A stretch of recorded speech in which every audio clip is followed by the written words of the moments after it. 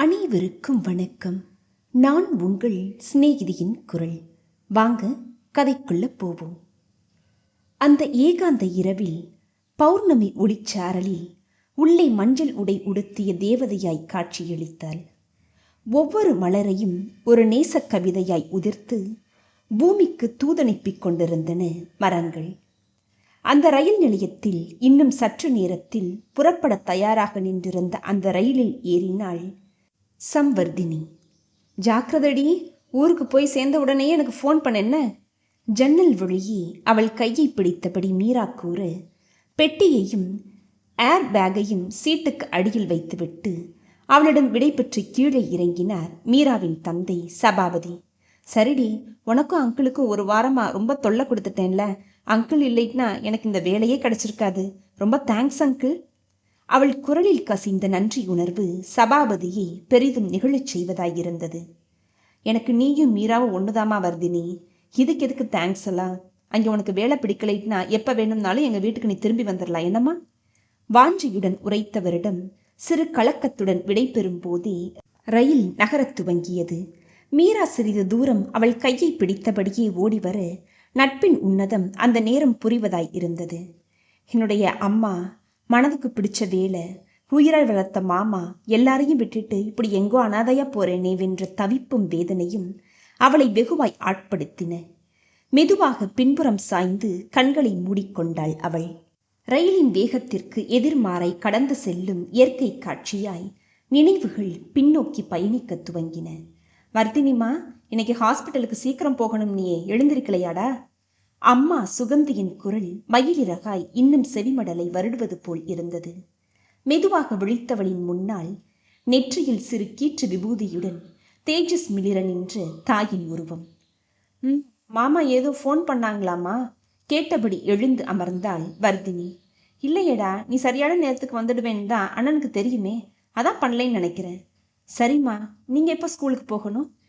எனக்கு எப்பவும் போல 9 மணிக்கு தான். இன்னைக்கு என்ன ஃபங்க்ஷனாமா? என்னம்மா மறந்துட்டீங்களா? மாமா ஹாஸ்பிட்டல் ஆரம்பிச்சு 17 வருஷம் முடிய போகுதுமா. அதான் இன்னைக்கு ஃபங்க்ஷன் இருக்குல்ல என்றபடி தயாராகி மருத்துவமனைக்கு வந்தாள் அவள். சம்வர்தினி பிபிஏ படித்துவிட்டு ஹாஸ்பிட்டல் மேனேஜ்மெண்ட் கோர்ஸும் படித்தவள். இப்போது MBA தபாலிலும் பயின்று வருகிறாள். அவனுடைய மாமா சுந்தர மகாலிங்கத்தின் மருத்துவமனையில் அட்மினிஸ்ட்ரேட்டிவ் ஆஃபீஸராக பணிபுரிந்து வருகிறாள். மருத்துவமனைக்கு சென்றவள் அங்கு நடக்கும் ஏற்பாடுகளை பார்வையிட்டுவிட்டு முன்புறம் வந்தாள். மேடம், நீங்கள் வந்த உடனேயே சீஃப் உங்களை வந்து பார்க்க சொன்னாங்க. ரிசப்ஷனிஸ்ட் கூறியதும் 2வது ஃப்ளோருக்கு சென்றபோது அவளுக்காக காத்திருந்தார் சுந்தர மகாலிங்கம். வர்தினி, வா வா, உனக்காக தான் காத்துட்ருக்கேன்டா. எல்லாம் ரெடியா? ஆர்வத்துடன் விசாரித்தார். பார்த்துட்டு வரேன் அங்கிள். நீங்கள் டிஃபன் சாப்பிட்டாச்சா? இல்லடா, உனக்காக தான் வெயிட் பண்ணிட்டு இருந்தேன். வா, 2 பேருமா சாப்பிட்லாம். நீ சீக்கிரம் வருவேன்னு தான் எனக்கு தெரியும்ல, சேர்த்து தான் ஆர்டர் பண்ணியிருக்கிறேன். இருவரும் சாப்பிட்ட பிறகு அன்றைய விழாவிற்காக வேலைகள் தொடர கேக் வெட்டி கோலாகலமாக கடந்த 17 வருட இனிய வெற்றியை கொண்டாடி முடித்தனர். எப்போதும் போல முதல் கேக் துண்டை அவளுக்கே மகாலிங்கம் ஊட்டிவிட அவளுக்கோ பெரும் நிகழ்ச்சியாய் இருந்தது. வர்தினியின் சிறு வயதிலிருந்தே ஒரு பெறாத தந்தையாய் பாசமிகு மாமாவாய் அவளை அன்புடன் வளர்த்தவர் அவர். இன்று வரை அவளுடைய படிப்பு செலவையும் ஏற்று அவளை தன் சொந்த பெண்ணாகவே பாதுகாப்பவர். அவள் தாய் சுகந்திக்கு தூரத்து உறவில் அண்ணன் முறை என்றாலும் தனக்கென்று யாருமே இல்லாததால் அவர்களையே தன் குடும்பமாக வரித்திருப்பவர் மகாலிங்கம். மருத்துவ பணிக்காக தன்னையே அர்ப்பணித்து திருமணமே செய்து கொள்ளாமல் இன்றும் தனிமையிலேயே வாழ்பவரை வர்தினி தன் தந்தைக்கும் மேல் நேசித்திருந்த தருணம் அது. நினைவு தெரியாத சிறு வயதிலேயே தந்தை இறந்த பிறகு ஒரு தந்தையாய், நண்பராய், பாதுகாவலராய் அவளுடைய உணர்வுகளை புரிந்து நடப்பவர் அவர். தனக்கு பிறகு இந்த மருத்துவமனையை கவனிக்க பொறுப்பேற்க அவள் ஒரு டாக்டராக வேண்டும் என்று அவர் விரும்பினார். ஆனால் அவளுக்கு மருத்துவத்துறை எடுத்து படிக்க ஆர்வமில்லாததால் அவளுடைய விருப்பத்தை மதித்து தேர்ந்தெடுத்த துறையில் படிக்க அனுமதி வழங்கி இன்று வரை அவளுக்காக எல்லா செலவுகளையும் ஏற்று வருகிறார். என்ன வர்தினி, அப்படியே அமைதியா உட்கார்ந்து யோசிச்சுட்டு இருக்கிற? நர்ஸ் தேவகியின் குரல் அவளை கலைக்க நிமிர்ந்தாள். தான் மாமாவை பற்றிய எண்ணங்களில் ஆழ்ந்து சுற்றுப்புறத்தை மறந்து நின்று விட்டது புரிவதாய் இருந்தது. ஏதேதோ பழைய ஞாபகங்கள் தேவகி என்றபடி விலகிச் சென்றவள் அன்று மாபெரும் இடியொன்று தனக்காக காத்திருப்பதை அறியவில்லை. ரிசப்ஷன் அருகே போடப்பட்டிருந்த இருக்கையில் சாய்ந்து கண்மூடி யோசித்திருந்தவளை கண்ட வரதன் என்ற அந்த மனிதருக்கு யோசனையாய் இருந்தது. தன் உறவினர் வீராசாமியின் மறுபதிப்பாய் உயரமாக தீர்க்கமான அழகு முகத்துடன் அவள் தெரிய உடனே சென்று அவளிடம் பேச வேண்டுவது போல் இருந்தது. ஆனால் மறுகணமே அவள் எழுந்து உள்ளே சென்றுவிட தான் பார்க்க வந்த நோயாளியின் அறைக்கு யோசனையுடன் விரைந்தார் அவர். அன்று முழுவதும் மருத்துவமனையை தேனியாய் சுற்றி வந்தவள் வீட்டிற்கு கிளம்ப தயாராகிய போது மகாலிங்கம் அவளை செல்லில் அழைத்தார். உடனே சென்று அவரிடம் மருத்துவமனை தொடர்பான சில விவரங்களை பேசிவிட்டு வெளியே வரும்போதுதான் அந்த வரதன் அவளை வழிமறித்தார். சுந்தர மகாலிங்கத்தையும் அவளையும் ஒன்றாய் பார்த்தவருக்கோ தாங்க முடியாத அதிர்ச்சியும் கோபமும். இது எப்படி? வீராசாமி இறந்ததற்கு பிறகு அவர் குடும்பத்தாருடன் தொடர்பின்றி போனது அவருக்கு ஞாபகத்திற்கு வருவதாயிருந்தது. கிட்டத்தட்ட 18 வருடங்களுக்கு மேல் ஆயிற்று அவர் சுகந்தியை பார்த்து. வீராசாமி இறந்த பிறகு கணவரின் சொந்த ஊருக்கே வராமல் எங்கோ சென்றுவிட்ட கனகத்தை பற்றியும் அவள் குழந்தையை பற்றியும் ஊரே மறந்து போயிருந்தது. இன்று தன் உறவினர் வீராசாமியின் மறுபதிப்பாய் பெண் உருவாய் அவளை கண்டதும் மகிழ்ந்தவர் அவளை சுந்தர மகாலிங்கத்தோடு கண்டதும் வெகுவாய் அதிர்ந்துதான் போனார். இந்த மனுஷனோட வீராசாமியோட மக எப்படி? இவன் யாருன்னு இந்த பொண்ணுக்கு தெரியுமா? பதறி துடித்தது இதயம். மறுகணமே அவளை தொடர்ந்தவர் பார்க்கிங் ஏரியாவில் அவளை கண்டுபிடித்து விட்டார். தன்னுடைய ஸ்கூட்டியை எடுத்து உயிர்ப்பிக்க முயன்ற போதுதான் ஒரு குரல் அவளை தடுத்து நிறுத்தியது.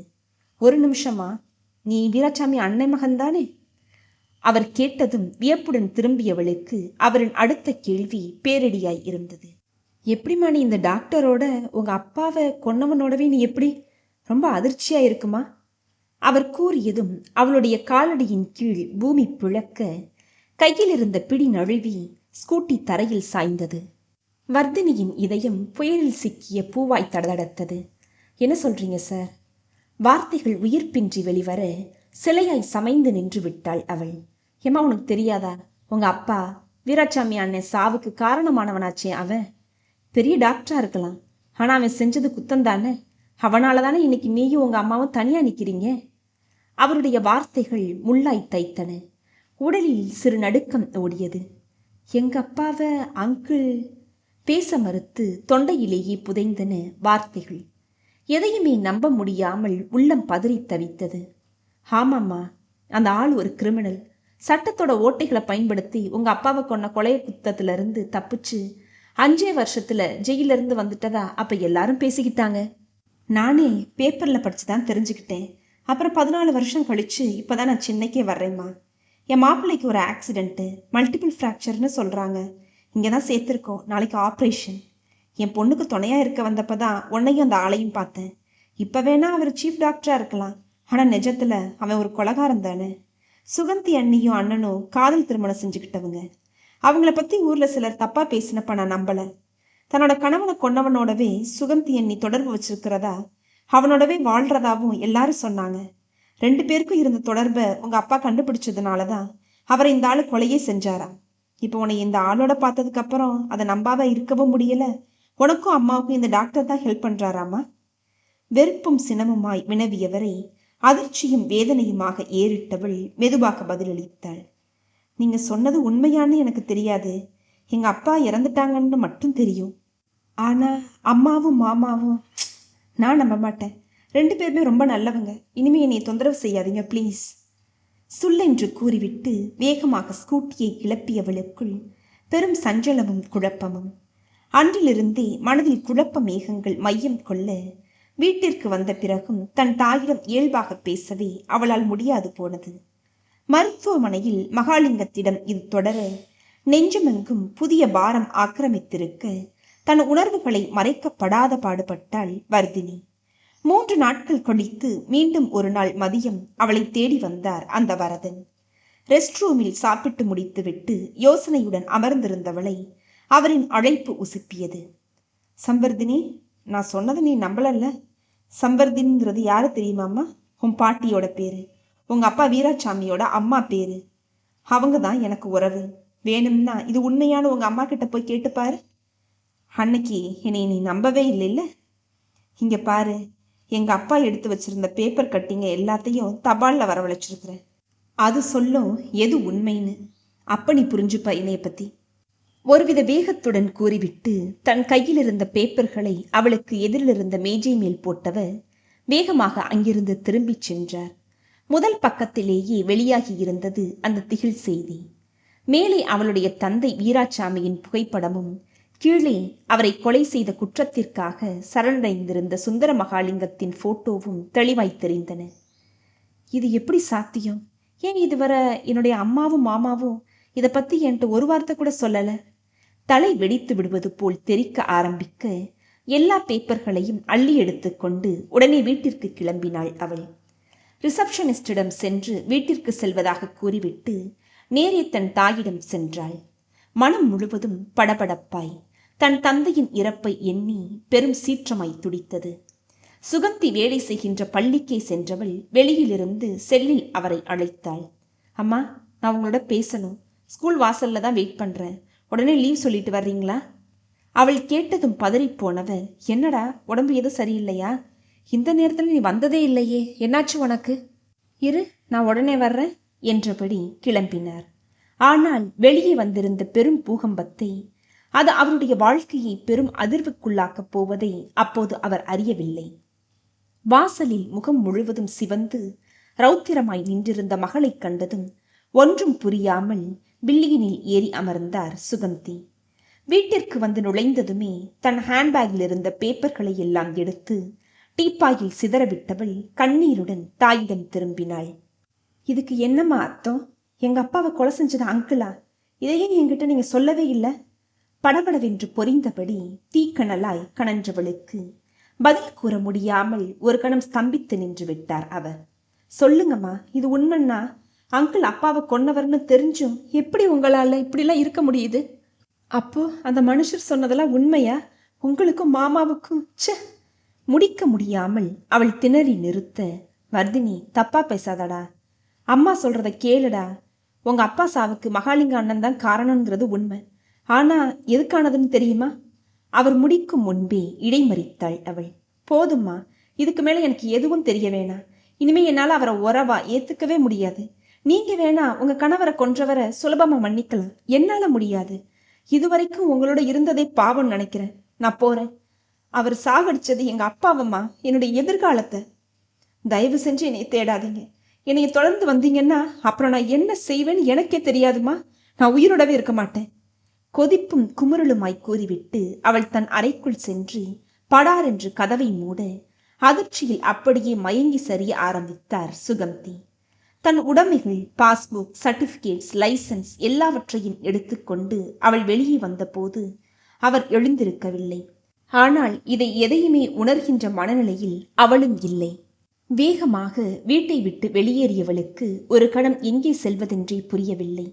பிறகு நெருங்கிய தோழி மீராவின் ஞாபகம் வர உடனே ஒரு ஆட்டோவை நிறுத்தி அவளுடைய வீட்டிற்கு சென்றாள். அந்த மதிய நேரத்தில் அவளுடைய அம்மா பார்வதி மட்டுமே வீட்டில் இருந்தார். அவருக்கும் வர்தினியை கண்டதும் அவள் அழுதிருந்த கோலமும் சூட்கேஸும் ஏர்பேகுமாக வந்து நின்ற நிலையும் எதையோ உணர்த்துவதாய் இருந்தது. உடனே தன் கணவருக்கும் மகளுக்கும் போன் செய்து இருவரையுமே வரவழைத்து விட்டார். மீரா வந்ததும் அவளிடம் எல்லா உண்மைகளையும் கூறியவள் உடைந்து அழ ஆரம்பிக்க அந்த குடும்பமே அவளை தேற்றியது. பிறகு அவளுடைய பிடிவாதத்திற்கு பயந்து அவளை தேடி அங்கு வந்த மகாலிங்கத்திடமும் வர்தினி இங்கு இல்லை என்று கூறி அனுப்பி வைத்தனர். ஒரு வாரத்தில் அவள் சிறிது தேறியதும் மீரா அவளிடம் மனம் விட்டு பேச ஆரம்பித்தாள். வர்தினி, அம்மாவும் மாமாவும் என்னதான் சொல்றாங்கன்னு அவங்க பக்கத்து நியாயத்தையும் கேட்கலாமே, பிளீஸ் டே. மெதுவாக இறைஞ்சியவளிடம் தீர்மானமாக மறுத்து விட்டாள் அவள். நான் இங்க இருக்கிறது உனக்கு கஷ்டமா இருந்தா இப்பவே நான் போயிடுறேன் மீரா. எனக்கு ஏதாவது உதவி செய்யணும்னு நினைச்சிங்கன்னா ஒரு வேலைக்கு ஏற்பாடு பண்ணு, அது போதும். அதுவும் எங்கேயாவது வெளியூர்ல கண்காணாத இடத்துலனா கூட பரவாயில்ல. ஓய்ந்த குரலில் பிடிவாதத்துடன் அவள் முடிக்க உடனே தன் தந்தையுடன் பேசினாள் மீரா. நல்ல வேளையாக அதே நேரத்தில் சபாபதியின் நண்பருடைய மகன் தன் தாயையும் வீட்டையும் பார்த்து கொண்டு உதவியாக இருக்க ஒரு பெண் தேவைப்படுவதாக கேட்டிருந்ததாக தெரிய வந்தது. அவள் இதை பற்றி அவளிடம் கூற உடனே சம்மதித்து விட்டாள் வர்தினி. சபாபதியுடைய நண்பரின் மனைவி கோமா ஸ்டேஜில் இருப்பதாகவும் அவரை பார்த்து கொள்ள வீட்டுடன் ஒரு நர்ஸ் நியமிக்கப்பட்டிருப்பதாகவும் மீரா கூறியிருந்தாள். எல்லாவற்றையும் மேற்பார்வை இடவும் வீட்டை நிர்வகிக்கவும் ஒரு பெண் வேலைக்கு தேவை என்றும் அவன் கூற சபாபதிக்கு தான் தயக்கமாய் இருந்தது. இவ்வளவு நல்ல நிலையில உள்ளவள இந்த வேலைக்கு அனுப்புவதா என்று சஞ்சலத்துடன் இருந்தார் அவர். ஆனால் தனக்கு ஒரு இடமாற்றம் தேவை என்று புரிந்திருந்ததால் இந்த வேலைக்கே செல்லும் முடிவெடுத்தாள் அவள். பிறகு அவர் போனிலேயே எல்லாம் பேசி முடித்துவிட இன்று அந்த வேலையை ஏற்பதற்காக வர்தினி ரயிலில் பயணிக்கிறாள்.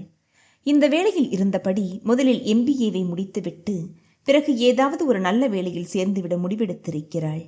சட்டென்று குலுங்கிய ரயிலின் அதிர்வில் நினைவுகளும் தடைபட பழைய ஞாபகங்களின் தாக்கத்திலிருந்து விடுபட்டு விழிகளை திறந்தாள். ரயில் நின்றிருந்தது. உடனே சாப்பாடு நினைவு வர மீராவின் தாய் கொடுத்திருந்த பூரிக்கிழங்கை எடுத்து சாப்பிட ஆரம்பித்தாள். மனம் கசந்திருந்ததால் சரியாக சாப்பிடவும் முடியாமல் போக முடிந்தவரை சாப்பிட்டாள். பிறகு தன்னுடைய பர்த்தில் ஏறி படுத்தவளுக்கோ வெகு நேரம் உறக்கமே வரவில்லை.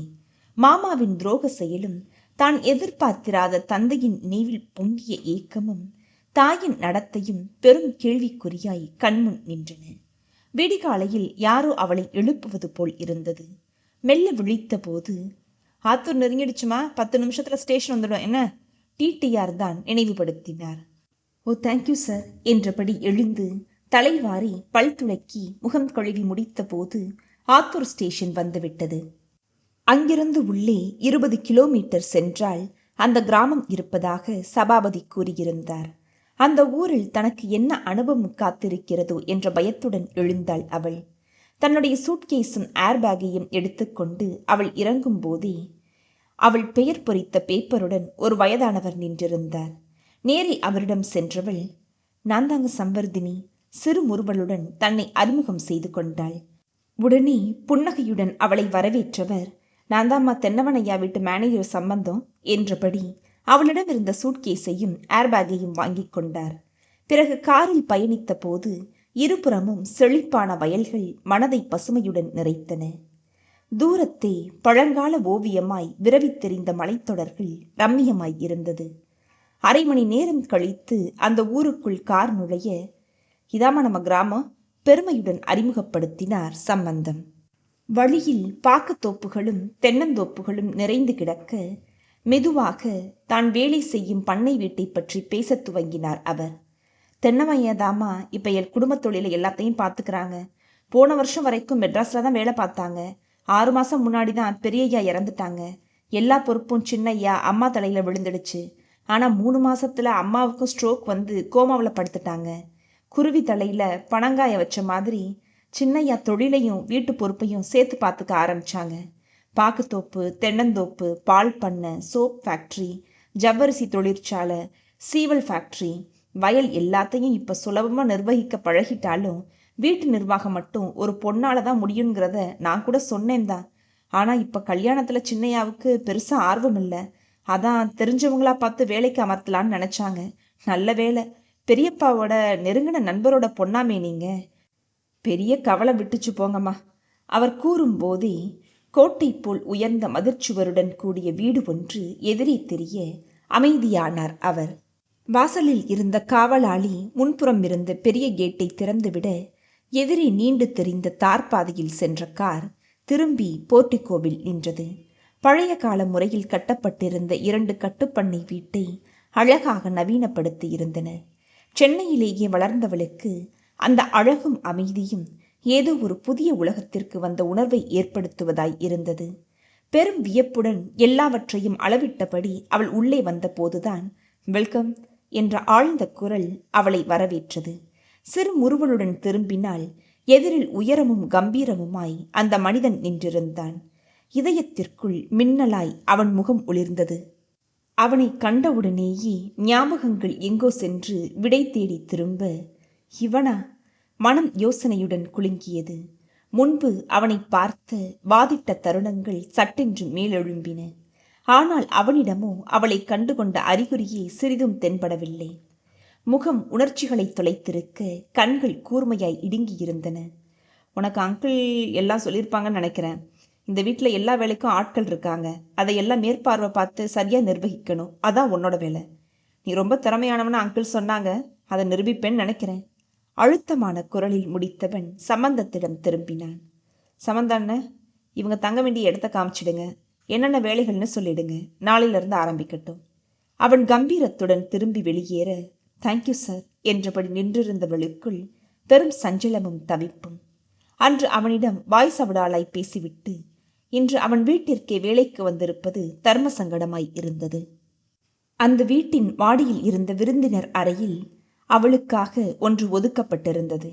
உள்ளேயே அட்டாச்ட் பாத்ரூம் தெரிய நிம்மதியுடன் தன் துணிகளை எடுத்து அடுக்கியவள் குளித்து தயாராகி அழகிய காட்டன் புடவையில் கீழே வந்தாள். அதற்குள் தென்னவன் வெளியே கிளம்பி சென்றிருப்பது தெரிந்தது. முதல் நாள் என்பதால் அந்த வீட்டு நிலவரங்களை அறிந்து கொள்ளும் ஆர்வத்துடன் நேரி சம்பந்தத்திடம் சென்றாள். ஏம்மா, இன்னைக்கு ரெஸ்ட் எடுத்துக்கோங்க, நாளையிலேருந்து பார்த்துக்கலாமே. அவர் கூறியவுடன் சிறு முறுவலுடன் மறுத்தவள், முதல்ல நான் பெரியம்மாவை பார்க்கணும். அப்புறம் என்னோட வேலைகள் என்னென்னு சொல்லிட்டீங்கன்னா நல்லாயிருக்கும். சும்மா இருந்தா மனசு துருப்பிடிச்சு போயிடும். தேவையில்லாததெல்லாம் நினைக்க ஆரம்பிச்சிடும். தீர்க்கமாக முடித்தாள். சரிம்மா வாங்க, நீங்களும் சின்னையா மாதிரியே பிடிவாதமாக நினைச்சதை சாதிக்கிறவங்கன்னு தோணுது என்றபடி முன்னால் சென்றார் அவர். பிறகு முற்றத்தை சுற்றிய வராண்டாவில் நாற்புறம் இருந்த அறைகளில் ஒன்றின் கதவை தட்டியவர் சிறிது நேரம் காத்திருக்க கதவு மெதுவாக திறந்தது. ஒரு பெண்மணி இருவரையும் உள்ளே அழைக்க மெதுவாக நுழைந்தாள் அவள். அந்த பெரிய அறையில் நடுவே போடப்பட்டிருந்த அழகிய ரோஸ்வுட் கட்டிலில் ஒரு நடுத்தர வயது பெண்மணி திறந்த விழிகளுடன் எங்கோ வெறித்தபடி படுத்திருந்தார். அந்த முகமும் அதிலிருந்த கம்பீரமும் அப்படியே காலையில் அவள் கண்ட தென்னவனை நினைவுபடுத்துவதாய் இருந்தது. அவனுடைய கண்களில் ஒருவித கடுமையும் கூர்மையும் உயிர்ப்புடன் தெரிய, மாறாக இவரின் விழிகள் உயிர்ப்பை தொலைத்திருந்தன. பார்த்த உடனேயே ஏனோ அவரிடம் ஏதோ ஒருவித பாசம் தோன்ற வாஞ்சையுடன் அருகில் சென்று அமர்ந்து கொண்டாள் அவள். மெதுவாக அவருடைய கையை தன் பிடிக்குள் ஏந்தியவள், அம்மா, நான் வர்தினி வந்திருக்கிறேன். இனிமே நான் தான் உங்க ஃப்ரெண்ட் என்ன மெல்ல நிறுத்தினாள். நான் தான் இவங்களை பார்த்துக்கிற நர்ஸ் கனகம். அவங்களுக்கு நீங்க பேசுறதெல்லாம் கேட்காதுங்க. அசுவாரஸ்யத்துடன் கூறிவிட்டு ஒதுங்கி சென்று ஒரு புத்தகத்துடன் அமர்ந்து விட்டாள் அந்த நர்ஸ். வர்தினிமா, முதல் தடவையா நீங்க தான் 3 மாசம் கழிச்சு எங்க அம்மாவையும் ஒரு மனுஷியா மதிச்சு பேச்சு கொடுத்துருக்கிறீங்கன்னா பார்த்துக்கோங்க. ரொம்ப நன்றிமா. உணர்ச்சிகள் பொங்க கூறிய சம்பந்தத்தை ஏறிட்டவள், ஏன் உங்க தென்னவன் ஐயா கூட பேச மாட்டாரா? ஆர்வத்துடன் வினவினாள். சின்னையா வருவாங்க, ஆனா அமைதியா அம்மாவோட கையை பிடிச்சுக்கிட்டு கொஞ்ச நேரம் உட்கார்ந்து இருந்துட்டு போயிடுவாங்க.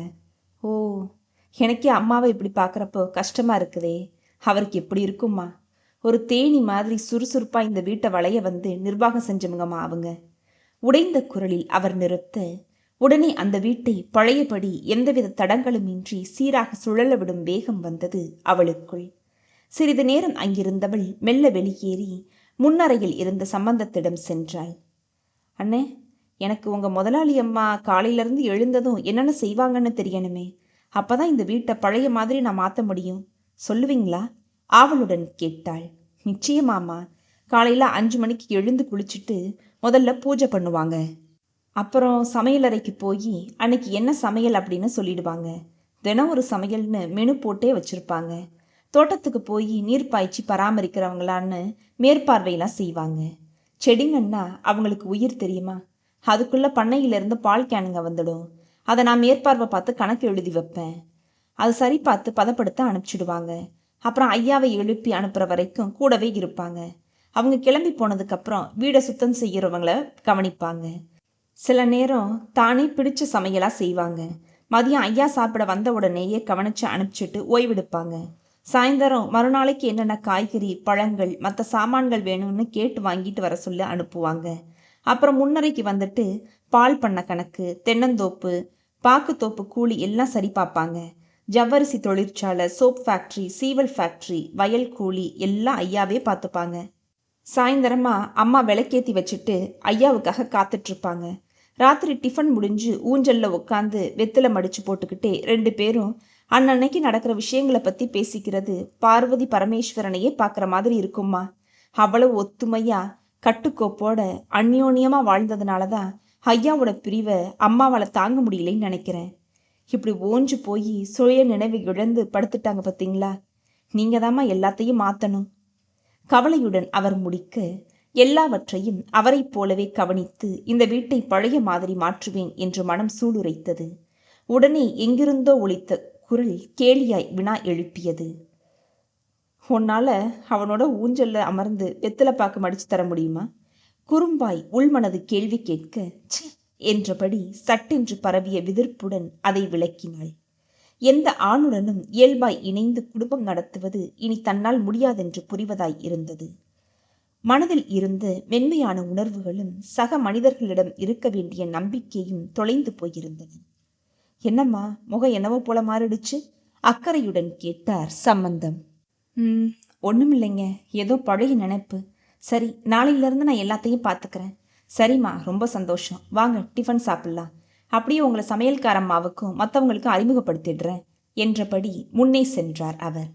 டிஃபன் சாப்பிட்ட பிறகு சமையல் செய்யும் விசாலம் அம்மாவும் உதவிக்கு இருக்கும் அஞ்சம்மாவும் அறிமுகம் செய்யப்பட்டனர். வெளிவேலைக்கென்று ஒரு பெண்மணி இருப்பதாகவும் அவர் கணவரை தோட்ட வேலையும் செய்து வருவதாகவும் சம்பந்தம் கூறினார். பின்புறத்தில் வேலை செய்பவர்களுக்கென்று 2 அவுட் ஹவுஸ்கள் இருப்பதால் அனைவருமே அங்கு தங்கியிருந்தனர். அன்றிரவு புது இடம் என்பதால் உறக்கம் வர மறுத்து சத்தியாகிரகம் செய்ய அவனை முன்பு கண்ட பழைய நினைவுகள் அலைபோல் சுழன்று வந்தன. ஒரு நாள் அவள் தன் கல்லூரி தோழியுடன் சினிமாவிற்கு சென்றிருந்தாள். அவர்கள் சென்ற நேரம் ஹவுஸ்ஃபுல் போர்டு மாட்டப்பட்டிருக்க இருவருமே என்ன செய்வதென்று புரியாமல் விழித்து கொண்டு நின்றிருந்தனர். அப்போது இந்த தென்னவன் அங்கு வந்து டிக்கெட் வேண்டுமா என்று கேட்க கொதித்து போனாள் வர்தினி. என்ன சார் கிண்டலா? பிளாக்ல டிக்கெட் வாங்கி சினிமா பார்க்குற பழக்கம்லாம் எங்களுக்கு கிடையாது. வேறு யார்கிட்டையாவது உங்கள் டிக்கெட்டை வித்துடுங்க. அவள் சொல்லென்று கூறிவிட்டு திரும்பிக் கொள்ள வாய் விட்டு சிரித்து விட்டான் அவன். ஒரு நிமிஷம் மிஸ், என்னைய பார்த்தா பிளாக்ல டிக்கெட் விற்கிற மாதிரியா தெரியுது? சக மனுஷங்களை கணிக்கிறதுக்கு நாமளும் கொஞ்சமாச்சும் புத்திசாலியாக இருக்கணும். குரலில் கேலியுடன் நிறுத்தினான். கோபத்துடன் திரும்பியவள் அப்போதுதான் அவனை நன்றாக கவனித்தாள். ஆனால் அதை ஒப்புக்கொள்ளவும் மனமின்றி அவள் திரும்பிய போது, என் ஃப்ரெண்டு வரலையேன்னு வேஸ்டாக போக போகிற டிக்கெட்டை கொடுக்க வந்தா நல்லதுக்கே காலமல்ல போல என்றபடி திரும்பி நடக்க ஆரம்பித்தான் அவன். உடனே அவளுடைய தோழி ஓடிச் சென்று அவனிடம் பணத்தை கொடுத்து விட்டு டிக்கெட் வாங்கி வந்து விட்டாள். ஏண்டி அந்த ஆள்கிட்ட போய் டிக்கெட் வாங்கின? சிறு சினத்துடன் வேண்டா வெறுப்பாக கூறியபடி அவள் முகம் சுருங்கி அவள் நடக்க தோளை குலுக்கிக் கொண்டு திரும்ப நடந்தான் அவன். பழைய ஞாபகங்களின் தாக்கத்தில் நித்திரை அவளை மெல்ல ஆக்கிரமிக்க தன்னை அறியாமலேயே உறங்க ஆரம்பித்தாள் அவள். மறுநாளிலிருந்து அந்த வீட்டுடன் இயல்பாக பொருந்தி போனாள் வர்தினி. அங்கு பணிபுரிபவர்களும் அந்த குடும்பத்தில் நன்றி விசுவாசத்துடனும் பாசத்துடனும் இருந்தது அவளை ஈர்ப்பதாய் இருந்தது.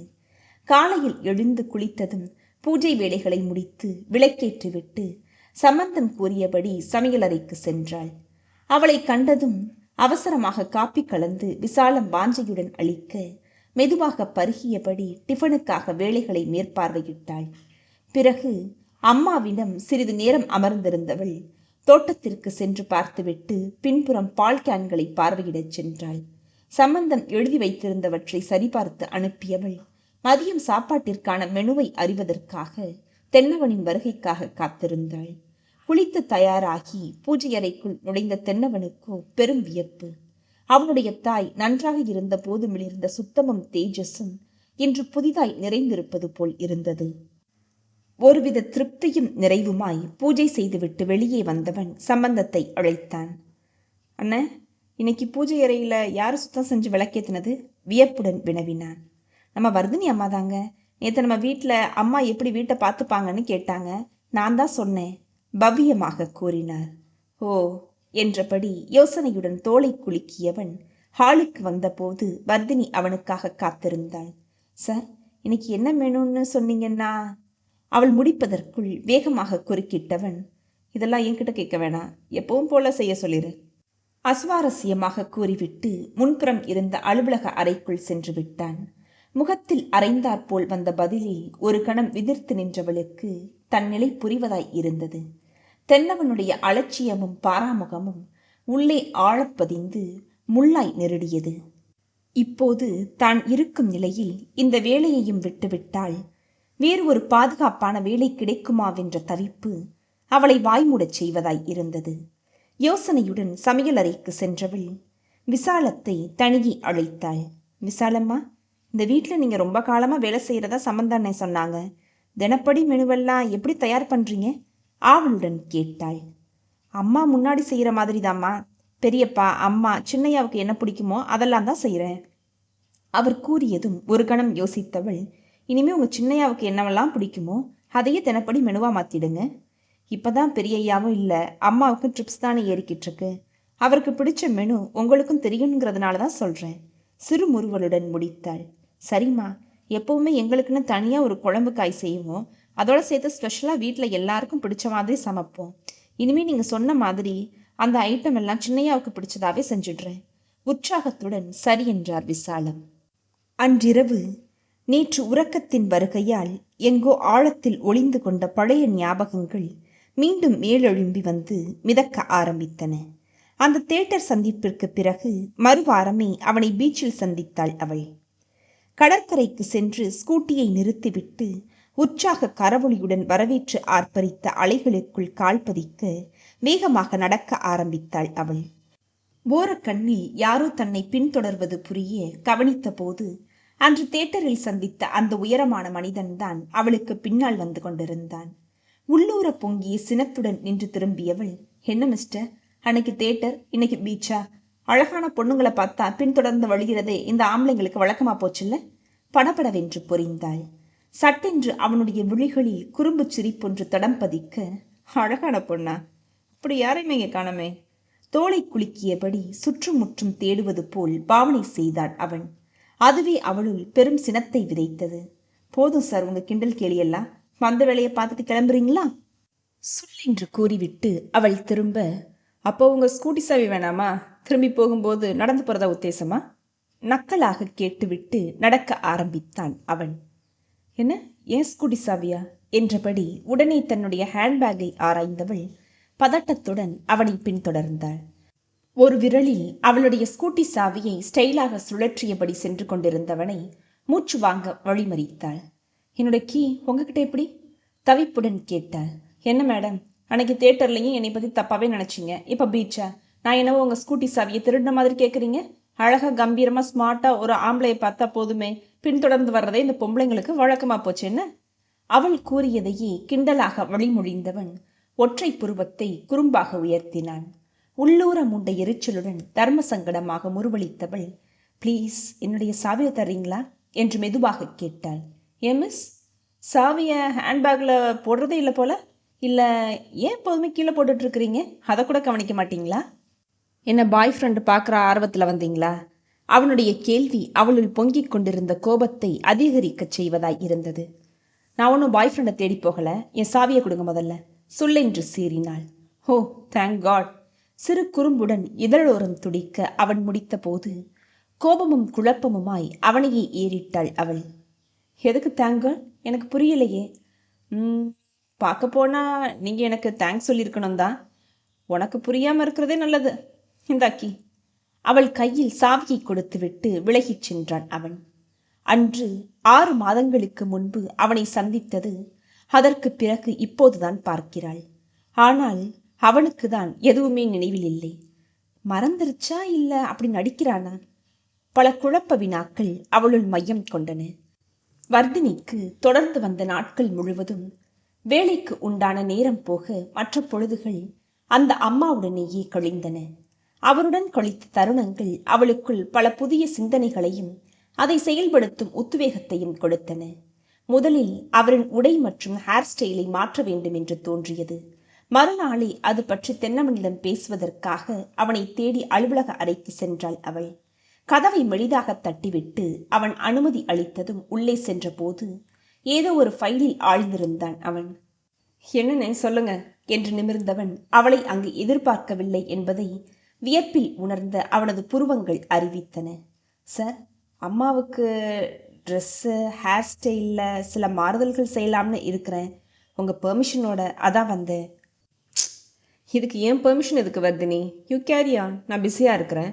பூஜை ரூம், மெனு சேஞ்ச் மாதிரி இதுவும் நல்ல மாற்றமாகவே இருக்கும்னு நான் நினைக்கிறேன். கோ ஹெட். சிறு முறுவலுடன் கூறிவிட்டு அவன் மீண்டும் வேலையில் ஆழ்ந்துவிட அந்த இளம் முறுவல் அவளுள் பெரும் உத்வேகத்தை விதைப்பதாயிருந்தது. இந்த வீட்டில் நிகழ்ந்த இனிய மாற்றங்களை அவன் கவனித்திருக்கிறான். ஆனால் கண்டு கொண்டதாக காட்டிக்கொள்ளவில்லை. வெளியே வரும்போதே நேற்று நடந்த ஒரு நிகழ்வு ஞாபகம் வருவதாய் இருந்தது. முதல் நாள் மதியம் அவன் சாப்பிட்டு விட்டு அறைக்கு செல்லும் போதுதான் அவள் மாடியேற ஆரம்பித்தாள். அப்போதுதான் அங்கு வந்த சம்பந்தத்திடம் அவன் பேசுவதை அவள் கேட்க நேர்ந்தது. அண்ணே, சாப்பாடு மெனுவெல்லாம் மாறி இருக்குதே, திடீர்னு எல்லாமே எனக்கு பிடிச்ச மாதிரி பண்றாங்க விசாலம்மா, பார்த்து எல்லாரும் பயந்து ஓடிட போறாங்கண்ணே. அவன் தன்னை குறித்தே அப்படி கூறுவது புரிய அப்படியே நின்றிருந்தாள் அவள். அதெல்லாம் வர்தினிமா ஏற்பாடுங்கய்யா, உங்களுக்கு பிடிச்ச மெனுவை தினமும் ஸ்பெஷலா செய்ய சொல்லியிருக்கிறாங்க, அவர் பெருமையுடன் பகிர்ந்தார். ஓ என்றவன் அதற்கு மேல் எதுவும் பேசாமல் தோளை குலுக்கியபடி செல்வது தெரிந்தது. யோசனையுடன் மெதுவாக மாடியேற ஆரம்பித்தாள் அவள். மறுநாளே அம்மாவின் அறையில் செய்ய வேண்டிய மாற்றங்களை வர்தினி செய்ய ஆரம்பித்திருந்தாள். அதற்காக அவள் ஒரு நாள் ஆத்தூருக்கு ஷாப்பிங் செல்ல வேண்டியிருந்தது. ஒரு மருத்துவமனையின் அறையைப் போல் காட்சியளித்த அந்த அறையில் புதிதாய் அழகிய இயற்கை காட்சிகள், பூக்குவளைகள், மெல்லிய திரைச்சீலைகள் என்று மாற்ற விரும்பினாள். ஆனால் தென்னவன் அப்படி கூறிய பிறகு அவளிடம் சென்று மீண்டும் நிற்க மனமில்லாததால் சம்பந்தத்தை அழைத்து கொண்டே ஒரு நாள் மதியம் கிளம்பினாள். முதலில் திரைச்சீலையை வாங்கி அளவு கூறி தைக்க கொடுத்துவிட்டு மற்ற கடைகளுக்கு கிளம்பினர். டவுனில் தேவையானவற்றை வாங்கிய போது அவள் செலவழிக்க முயல சம்பந்தம் தீர்மானமாக மறுத்துவிட்டார். எல்லாவற்றையும் வாங்கி முடித்த பிறகு இருவரும் வீடு திரும்ப அன்றே நர்ஸ் கனகம் வேலைக்காரர்களின் உதவியுடன் அந்த அறையை மாற்றிவிட்டாள் வர்தினி. அன்று மாலையில் நேரம் கழித்தே வீட்டிற்கு வந்த தென்னவன் குளித்துவிட்டு தாயின் அறைக்குள் சென்றபோது பிரமிப்பாய் இருந்தது. ஒரே நாளில் அந்த அறையே ஒரு அழகிய கூடாய் மாறியிருந்தது. மனதிற்குள் புன்னகைத்தபடி அம்மாவை பார்த்துவிட்டு வெளியே வந்த போதுதான் வர்தினி எதிர்பட்டாள். ஒரு நிமிஷம் என்று அவளை நிறுத்தியவன், "you have done a nice job, thank you" என்றான் உணர்ச்சிகள் நிரம்பிய குரலில். "வெல்கம் சார்" என்று முறுவளித்தவளுக்குள் அவன் முதல் புன்னகை வெகு இதமாயிருந்தது. முன்பு சென்னையில் பார்த்தபோது குறும்பும் உற்சாகமுமாக தெரிந்தவன் இப்போது பக்குவமாக மாறிவிட்டதை அவள் உணர்ந்தே இருந்தாள். அதற்குள் அவன் குரல் அவளை கலைத்தது. "இந்த மாதிரி வீட்டில் இன்டீரியர்ஸ் ஏதாவது மாற்றங்கள் செய்யணும்னா கூட பண்ணலாம், சம்பந்தான துணைக்கு வச்சுக்கோ" ஆழ்ந்த குரலில் அவன் கூறியதும், "இல்லை சார், இந்த வீட்டில் மற்ற இடங்கள் எல்லாமே ஒரு வித ஆன்டிக் எஃபெக்டோட பர்ஃபெக்டாக அழகாகவே இருக்கு. அம்மாவோட ரூம் மட்டும் வயசானவங்கிற அறைங்கிறதுனால எந்த அலங்காரமும் இல்லாமல் தெரிஞ்சுது, அதான் மாற்றினேன். அவங்க எதையும் உணர்ற மனநிலையில் இல்லைனாலும் சுயநினைவு வந்ததுக்கப்புறம் இதை பார்த்தா ரொம்ப சந்தோஷப்படுவாங்க, லைவ்லியாக ஃபீல் பண்ணுவாங்க இல்லையா, அதான் பண்ணேன்." வர்தினி முடிப்பதற்குள் சட்டென்று நிமிர்ந்து அவளையே ஊடுருவியவனின் விழிகள் கனிந்து தெரிந்தன. "தேங்க்யூ, முதல் தடவையா எனக்கு நம்பிக்கை தர வார்த்தைகளை சொன்னதுக்கு நன்றி. இதுவரைக்கும் அம்மா சரியாயிடுவாங்கன்னு யாருமே சொல்லலை, டாக்டர்ஸ் உட்பட." ஒரு பெரும் மூச்சுடன் நிறுத்தியவனை பார்த்தால் பரிதாபமாய் இருந்தது. தனிமையில் தவித்து நிற்கும் சிறு குழந்தையாய் தெரிந்தான் அவன். ஏனோ அப்படியே அவன் முகத்தை கையில் ஏந்தி, "கவலைப்படாத, உனக்கு நான் இருக்கிறேன்" என்று கூற வேண்டுவது போல் இருந்தது. சிலீர் என்ற பனித்திவளைகள் முகத்தில் சிதறிய உணர்வில் உடனே தன் எண்ணங்களை அடக்கியவள் புரியா தவிப்புடன் நிமிர்ந்தாள். "என்ன பதிலையே காணோம்?" அவன் மெல்ல கேட்க, நம்பிக்கை தானே வாழ்க்கை, அதுதான், நம்பியே இருப்போம், எப்போதும் நல்லதே நடக்கும். எனக்கு பாசிட்டிவான அப்ரோச் தான் ரொம்ப பிடிக்கும்." உடனே தான் பேசியது அதிகப்படியோ என்பது போல உதட்டை கடித்து நிறுத்தினாள். "எனக்கும் ரொம்ப பிடிச்சிருக்கு." அவன் குரல் புரியா செய்தியுடன் வர பதறி அவள் நிமிர்ந்த போது அவன் உதடுகளின் ஓரம் சிறு குறுஞ்சிரிப்பு. "எனக்கும் உன் பாசிட்டிவான அப்ரோச் ரொம்ப பிடிச்சிருக்குன்னு சொல்கிறேன், புரியுதா?" ஆழமாய் வந்த அவன் குரலில் புரியாத ஒரு செய்தி. "ஆனால் நீ என்னோட இருக்கிற பொழுதுகளில் இனி நான் இழந்துக்கிட்டு இருக்கிறேன்" என்று கூற வேண்டுவது போல் இருந்தது. "ஓ, அப்புறம் அம்மாவுக்கு ஒரு வீல் சேரும் வாங்கணும், கொஞ்சம் நைட் ட்ரெஸ்ஸு, நைட்டி, தேவையான பொருட்கள் எல்லாம் வாங்க வேண்டியது இருக்கு சார்" என்றாள் அவள். "ஒரு பியூட்டிஷியனும் வேணும்." "ஏன்? அம்மாவுக்கு எதுக்கு பியூட்டிஷியன்லாம்? உனக்கு வேணும்னா அது உனக்குன்னே கேட்கலாமே நீ." அவன் குரலில் சிறு கூர்மையும் கோபமும் தெரிந்தது. "எனக்கு இல்லை சார், அம்மாவுக்கு தான். தலைக்கு பின்னாடி இருக்கிற முடியெல்லாம் படுத்தே இருக்கிறதுனால சடை பிடிச்சிருக்குது. ஹேர் கட் பண்ணி பாப் மாதிரி பண்ணிட்டா ஈஸி, அதான் யோசிக்கிறேன்." மறுகணமே யோசனையுடன் தலையசைத்தவன், "சமந்தானங்கிட்ட சொல்லிடுறேன், அவர் எல்லாம் ஏற்பாடு செஞ்சிருவார் என்ன." தோலை குலுக்கியபடி விலகிச் சென்றான். 2ஆம் நாள் காலையில் அவன் கூறியபடி வந்த அழகு நிலைய பெண் அம்மாவின் தலைமுடியை வெட்டி மஷ்ரூம் கட் போல் செய்தபோது அவரிடம் பெரும் வித்தியாசம் தெரிவதாய் இருந்தது. அவர் படுக்கும்போது பின்புறம் உதிராமல் இருக்க முடியை குறைத்து வெட்டியிருந்தது வசதியாக இருந்தது. அன்று மதியமே கடைத்தெருவுக்கு சென்று நைட்டிகளை வாங்கி வந்தாள் வர்தினி. மருத்துவமனை ஆடைகளைப் போலிருந்த நீண்ட வெள்ளை அங்கியை மாற்ற செய்து அழகிய இளநிறங்களில் பெரிய நைட்டியை உடுத்திய போது ஒரு மேல்நாட்டு பெண்மணியை பார்ப்பது போலிருந்தார் அம்மா. அன்று மாலையே வீல் சேரும் வந்துவிட வேலைக்காரர்கள் நர்ஸின் உதவியுடன் அவரை தூக்கி வீல் சேரில் உட்கார வைத்தவள் மெதுவாக தள்ளியபடி தோட்டத்திற்கு அழைத்து வந்தாள். தோட்டக்காரருக்கும் மற்றவர்களுக்கும் 3 மாதங்கள் கழித்து தங்கள் எஜமானி வெளியே வந்ததில் பெரும் உற்சாகம். எல்லோரும் சுற்றி நின்று அவரை அதிசயமாய் பார்த்து வர்தினியை புகழ விசாலம் நிகழ்ந்து போய் அழவை ஆரம்பித்து விட்டார். சரி சரி, அவங்களுக்கு ஃப்ரெஷ் ஏர் கிடைக்கணும் தான் இங்கே அழைச்சிட்டு வந்தேன். இப்படி சுற்றி நின்னா எப்படி? சொல்லுங்க, நீங்களே போய் வேலையை பாருங்க. இனிமே அம்மா தினம் சாயந்தரம் இப்படி வெளியே வருவாங்க. சிறு முறுவலுடன் அவள் கூற அனைவரும் நகர மனமின்றி உள்ளே சென்றனர். நர்ஸ் மட்டும் உடனிருக்க அங்கிருந்த கார்டன் பெஞ்சின் அருகே சென்று வீல் சேரை நிறுத்திவிட்டு அதில் அமர்ந்தாள் வர்தினி. தூரத்திலிருந்து தோட்டக்காரர் அவர்களை பரவசத்துடன் பார்த்து கொண்டிருக்க அவரை மட்டும் அழைத்தாள். கண்ணையா, இந்த செடி மரமெல்லாம் அம்மா வச்சதுதானே? ஆர்வத்துடன் வினவினாள். ஆமாம்மா, எல்லாமே அவங்க தன்னோட கையால நட்டு பராமரிச்சது தெரியுமா? செடிங்கன்னா அவங்களுக்கு உயிருமா, வாடவே விட மாட்டாங்க. அம்மா, நீங்க பார்த்து பார்த்து வளர்த்த மரமெல்லாம் உங்க முகம் பார்த்து சிரிக்குது பாருங்களேன். போன சீசனுக்கு நீங்க வச்ச ரோஜா செடியெல்லாம் எவ்வளவு அழகா பூத்திருக்கு பாருங்க. இதையெல்லாம் நீங்க உணரணும், பழைய மாதிரி ஆகணும்.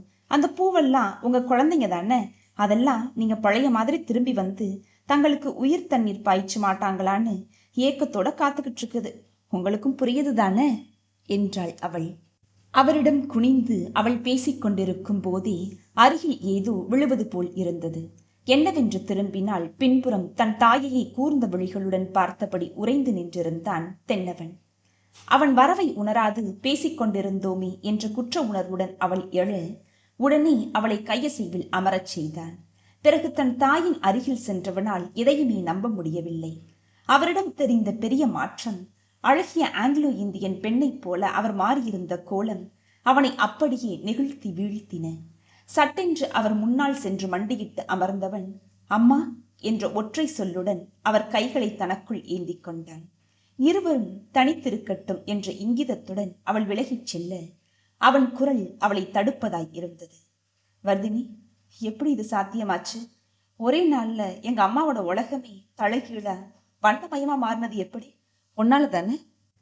ஒரு நிமிஷம் நில்லு, நான் உன் கூட பேசணும் என்றவன் தாயை ஒரு நிமிடம் ரசித்துவிட்டு எழுந்து அவளிடம் வந்தான்.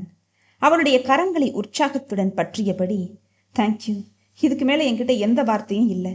நீ பேச ஆரம்பிக்கும் போதே நான் வந்துட்டேன். இது எப்படி? இதுவரைக்கும் எங்கள் எல்லாருக்குமே தோணாத விஷயமெல்லாம் உனக்கு மட்டும் எப்படி தோணுச்சு? இப்படி உயிர் போட அழகா அவங்கள மாற்றணும்னு என்னால் கூட நினைக்க முடியலையே. அம்மாவுக்காக நீ எவ்வளவு யோசிச்சிருக்க. Oh God, thank you so much Vardhini என்றான். பல உணர்ச்சிகளும் நன்றியும் பெரிதும் கசிந்தன அவன் விழிகளிலும் வார்த்தைகளிலும். அவன் வலிய பிடித்திருந்த தன் கரத்தை உடனே விடுவித்துக் கொண்டாள் அவள். வெல்கம். அம்மா சரியாகணும் சார், அதுக்கு என்ன செய்யலாம்னு யோசிச்சேன். அவங்க ரூம், ட்ரெஸ், அட்மாஸ்பியர் எல்லாம் மாற்றணும்னு தோணுச்சு. அதான் வீல் சேருன்னு கேட்டேன். அம்மாவை இந்த மாதிரி வெளியே அழைச்சிட்டு வந்தா அவங்களுக்கு ஒரு புத்துணர்ச்சி கிடைக்கும்னு நான் நினைச்சேன், அவ்வளவுதான். சிறு முறுவலுடன் இயல்பாக முடித்தவளையே அவன் விழிகள் உச்சி முதல் பாதம் வரை வருடின. அவன் அம்மா மீண்டும் பழைய நிலைமைக்கு வந்து இயல்பாகி விடுவார் என்று மனதோறும் ஒரு மாயப்பட்சி கூறுவது போல் இருந்தது. மறுநாளிலிருந்தே அம்மாவை சரி பண்ணிவிட வேண்டும் என்று முழுமையாக செயல்படுத்த ஆரம்பித்தாள் அவள். தினமும் அவருடன் பல விஷயங்களை பற்றி பேசுவதும், மெல்லிசை பாடல்கள், பக்தி பாடல்கள் என்று சீடியில் போடுவதும், வீல் சேரிலேயே தோட்டத்தை சுற்றி காண்பிப்பதும் வாடிக்கையாயிற்று. அந்த மாற்றங்களை அவர் உணர்ந்தாரோ இல்லையோ, அந்த பண்ணை வீட்டிலிருந்த மற்றவர்கள் அவளை நேசிக்க ஆரம்பித்தனர். ஒரு முறை அவள் டவுனுக்கு சென்றிருந்த போதுதான் அங்கு பழைய தோழி ஒருத்தியை சந்தித்தாள் அவள். சிறு வயது முதல் அவளுடன் கான்வென்ட்டில் ஒன்றாக படித்த ஆர்த்தி இப்போது திருமணமாகி ஆத்தூரில்தான் இருப்பதாக கூறிய போது அவளுக்கு மிகுந்த சந்தோஷமாய் இருந்தது. இருவருமே பழைய கதைகளை பேசி பிரியும் போது இங்கு பக்கத்து கிராமத்தில்தான் வேலை செய்யும் விவரத்தை கூறினாள் வர்தினி. அப்போது அம்மாவை பற்றி அவள் கூற, ஆர்த்தியின் தாயும் அதுபோல் கோமாவில் இருந்து தீவிர சிகிச்சையாலும் பிராணிக் ஹீலிங் என்கின்ற பிராண சிகிச்சையாலும் இப்போது பூரண குணமடைந்திருப்பதை உற்சாகத்துடன் உரைத்தாள் அவள். உடனே அந்த முறையில் முயற்சித்து பார்க்கலாமே என்று தோன்ற அன்றே தென்னவனிடம் பேசினாள் அவள். தன் தாயின் மீதுதான் அவளுக்கு எவ்வளவு அக்கறை! இதயம் இதமாய் மலர்ந்தது. உடனே நேசத் தூண்டில் போட்டது மனது. இன்றாவது அதில் நீ சிக்குவாயா என்று அவன் பார்வையில் தான் வந்த காரணத்தை மீண்டும் நினைவுபடுத்தினாள் வர்தினி. அவனோ மறுப்பின்றி ஒத்துக்கொள்ள, தினமும் ஒரு பிராணிக் ஹீலர் அம்மாவை வந்து பார்த்து சிகிச்சையளிக்க ஆரம்பித்தார். நாட்கள் சிறகு விரித்து பறந்தன. ஒரு மெடிக்கல் மிராக்கள் நடந்து அவர் இயல்பாக வேண்டும் என்ற பிரார்த்தனை அவளிடம் அதிகமாயிருந்தது. காலம் தனக்குள் பெரும் அதிசயங்களையும் ரகசியங்களையும் ஒளித்தபடி பயணிக்க ஆரம்பித்திருந்தது.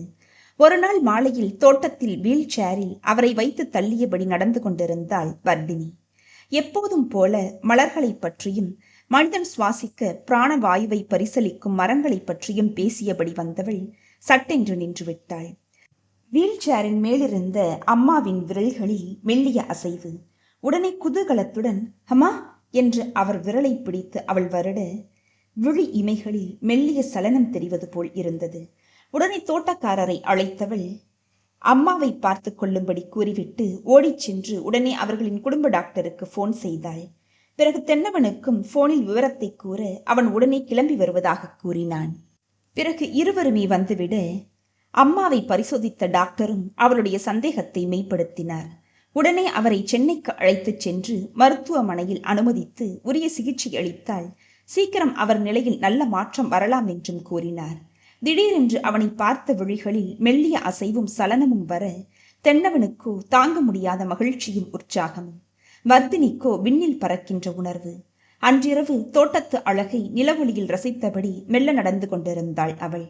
திடீரென்று எதிரே வந்து நின்ற தென்னவனின் விழிகளில் புரியாத ஒரு உணர்வு, வேதங்களின் அர்த்தமாய் தோன்றியது அவளை பார்த்தபோது.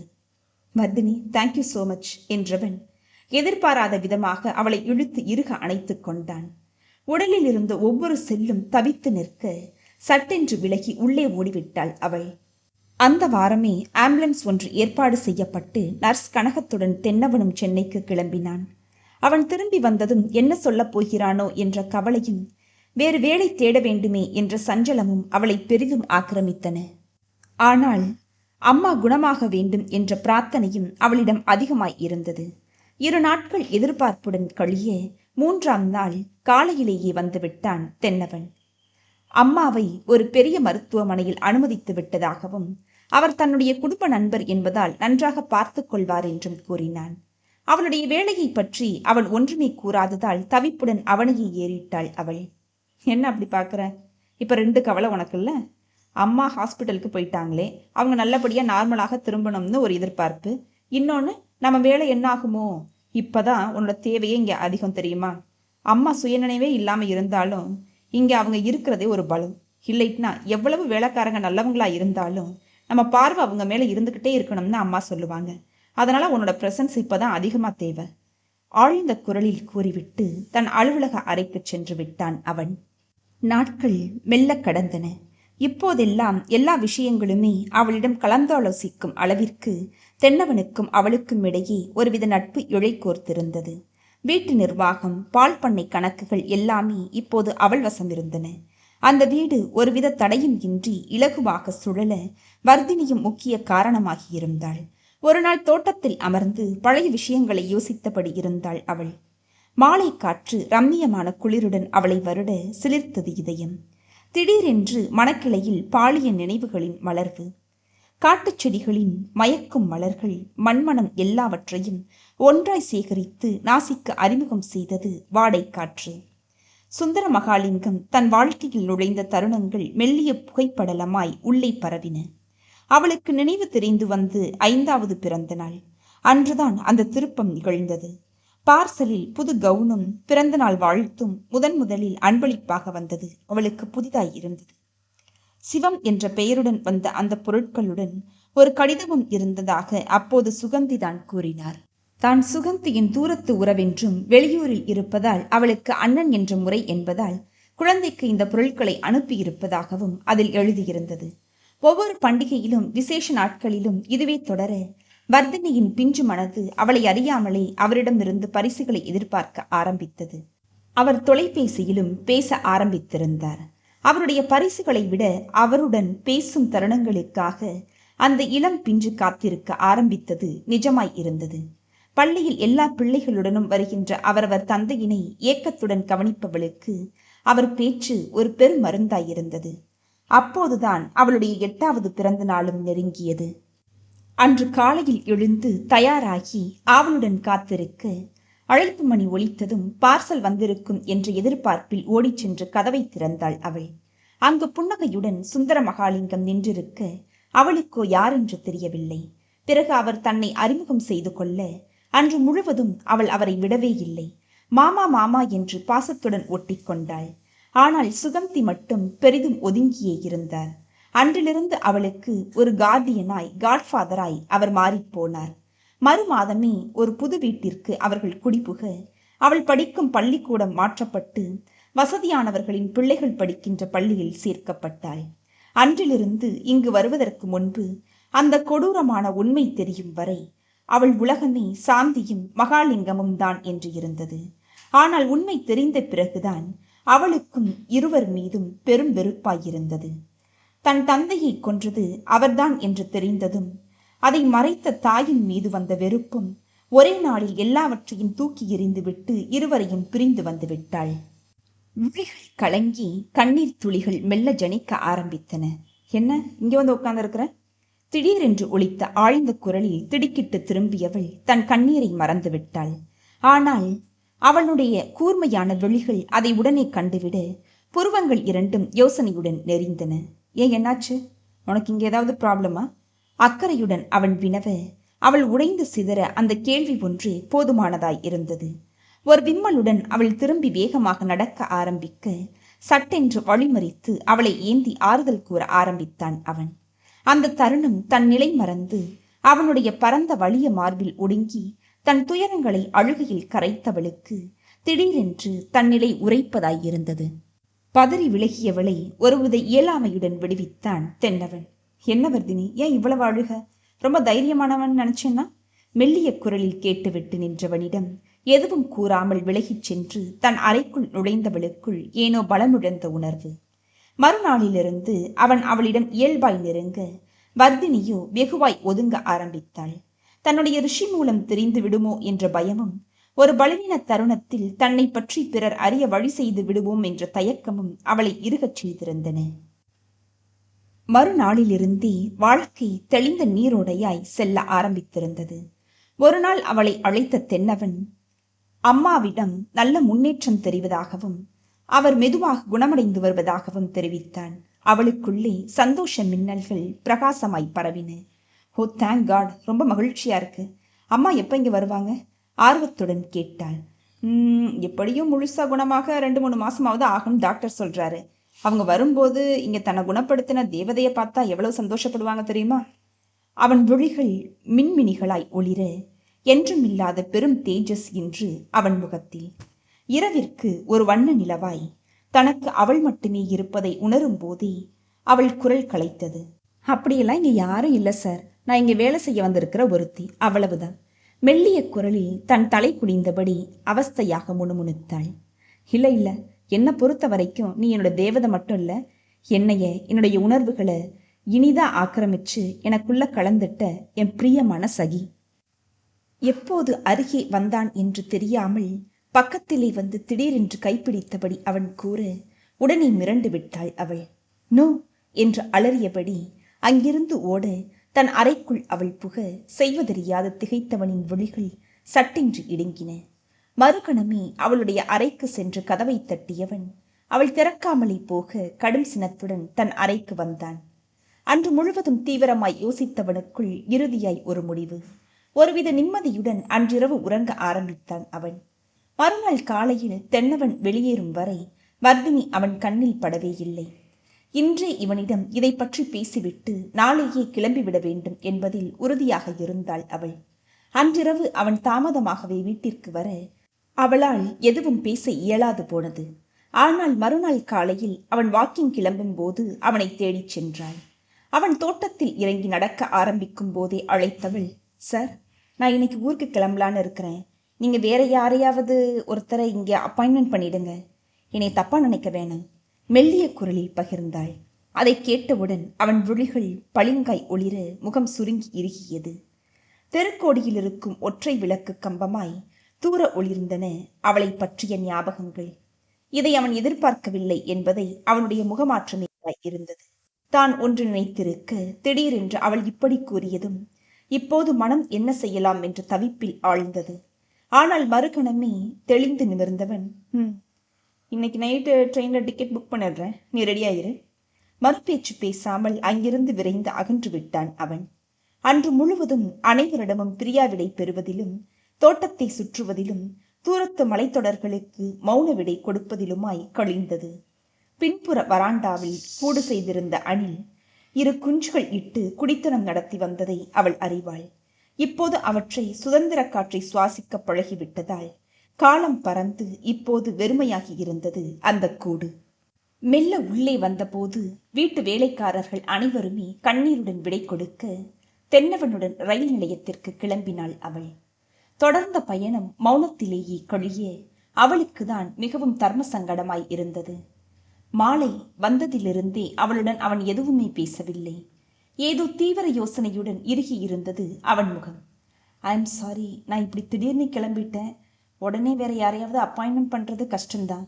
நலிந்த குரலில் தயக்கத்துடன் அவள் உரைக்க உடனே பதிலளித்தான் அவன். அது ஒன்றும் ப்ராப்ளம் இல்லை, எனக்கு தெரிஞ்ச பொண்ணு வரேன்னு சொல்லிட்டா. இலக்கின்றி வெறித்த பார்வையுடன் ஆழ்ந்த குரலில் அவன் கூற, அப்பாடா என்று இருந்தது அவளுக்கு. Oh thank God. இதழ்களில் மெல்ல முணுமுணுத்தன. பயணம் நீண்டு கொண்டே செல்ல திடீரென்று எதிரே உயர்ந்து தெரிந்த சுற்றுச்சுவருடன் பெரிய கிரில் கதவொன்று எதிர்பட யோசனையுடன் அவனிடம் திரும்பினாள். இங்கே எதுக்கு, இது என்ன இடம் தரலையே. குரலை எழும்பவில்லை. நைட்டு 11 மணிக்கு தான் ட்ரெயின். இது கெஸ்ட் ஹவுஸ் தான், எப்பவாவது இங்கே வந்து தங்குவோம். ஒரு சின்ன வேலை இருக்கு, பார்த்துட்டு போயிடலாமா? அவன் கூறும்போதே வாசலில் இருந்த காவலாளி கேட்டை புன்னகையுடன் சல்யூட் அடித்து திறந்து விட்டான். கார் எதிரே தெரிந்த பாதையில் சென்று ஒரு பெரிய வீட்டின் முன் நின்றது. கார் வரும் சப்தம் கேட்டதுமே வீட்டின் கதவு திறக்கப்பட மத்திய வயது ஆணும் பெண்ணும் புன்னகையுடன் ஓடி வந்து அவர்களை வரவேற்றனர். ஒருவரை கேர்டேக்கர் என்றும் மற்றவரை சமையல் செய்பவர் என்றும் அறிமுகம் செய்தவன், வா என்று ஒற்றை தலையசைப்புடன் முன்னே செல்ல பின்தொடர்ந்தாள் அவள். அந்த பெரிய ஹாலில் இருந்த சோபாவில் அவளை அமரும்படி பணித்தவன் எதிரிலிருந்த அரைக்கதவை திறந்து உள்ளே சென்றான். சிறிது நேரத்தில் அந்த பெண்மணி ஒரு டம்ளரில் பாலை எடுத்து வந்து தர நன்றியுரைத்துவிட்டு மெல்ல பருக ஆரம்பித்தாள் அவள். குங்குமப்பூ ஏலக்காய் மணத்துடன் நல்ல சுவையுடன் இருந்தது அந்த பானம். ஆனால் பருகிய சில நிமிடத்திலேயே உணர்வுகள் மயங்க அப்படியே சரிந்து விட்டாள் அவள். அழகு நிலவாய் அவள் படுத்திருக்க அந்த பெண்மணியின் முகத்திலோ தவிப்பும் படபடப்பும்.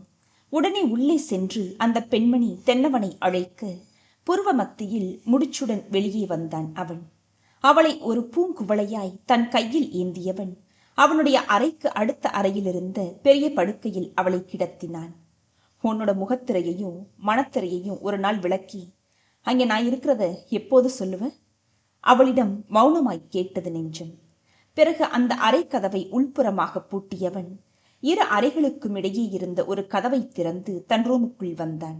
சிறிது நேரம் கழித்து வெளியே வந்தவன் அந்த பெண்மணியை அழைத்து வர்தினியினுடைய பொருட்களை காரிலிருந்து எடுத்து வர செய்தான். அதை அவளுடைய அறைக்கு சென்று வைத்தவன் ஒரு முடிவுடன் உறங்கச் சென்றான். மறுநாளைய விடியில் இரவின் கண்ணீராய் புற்களின் மேல் பனித்துளிகள் சிதறியிருந்தன.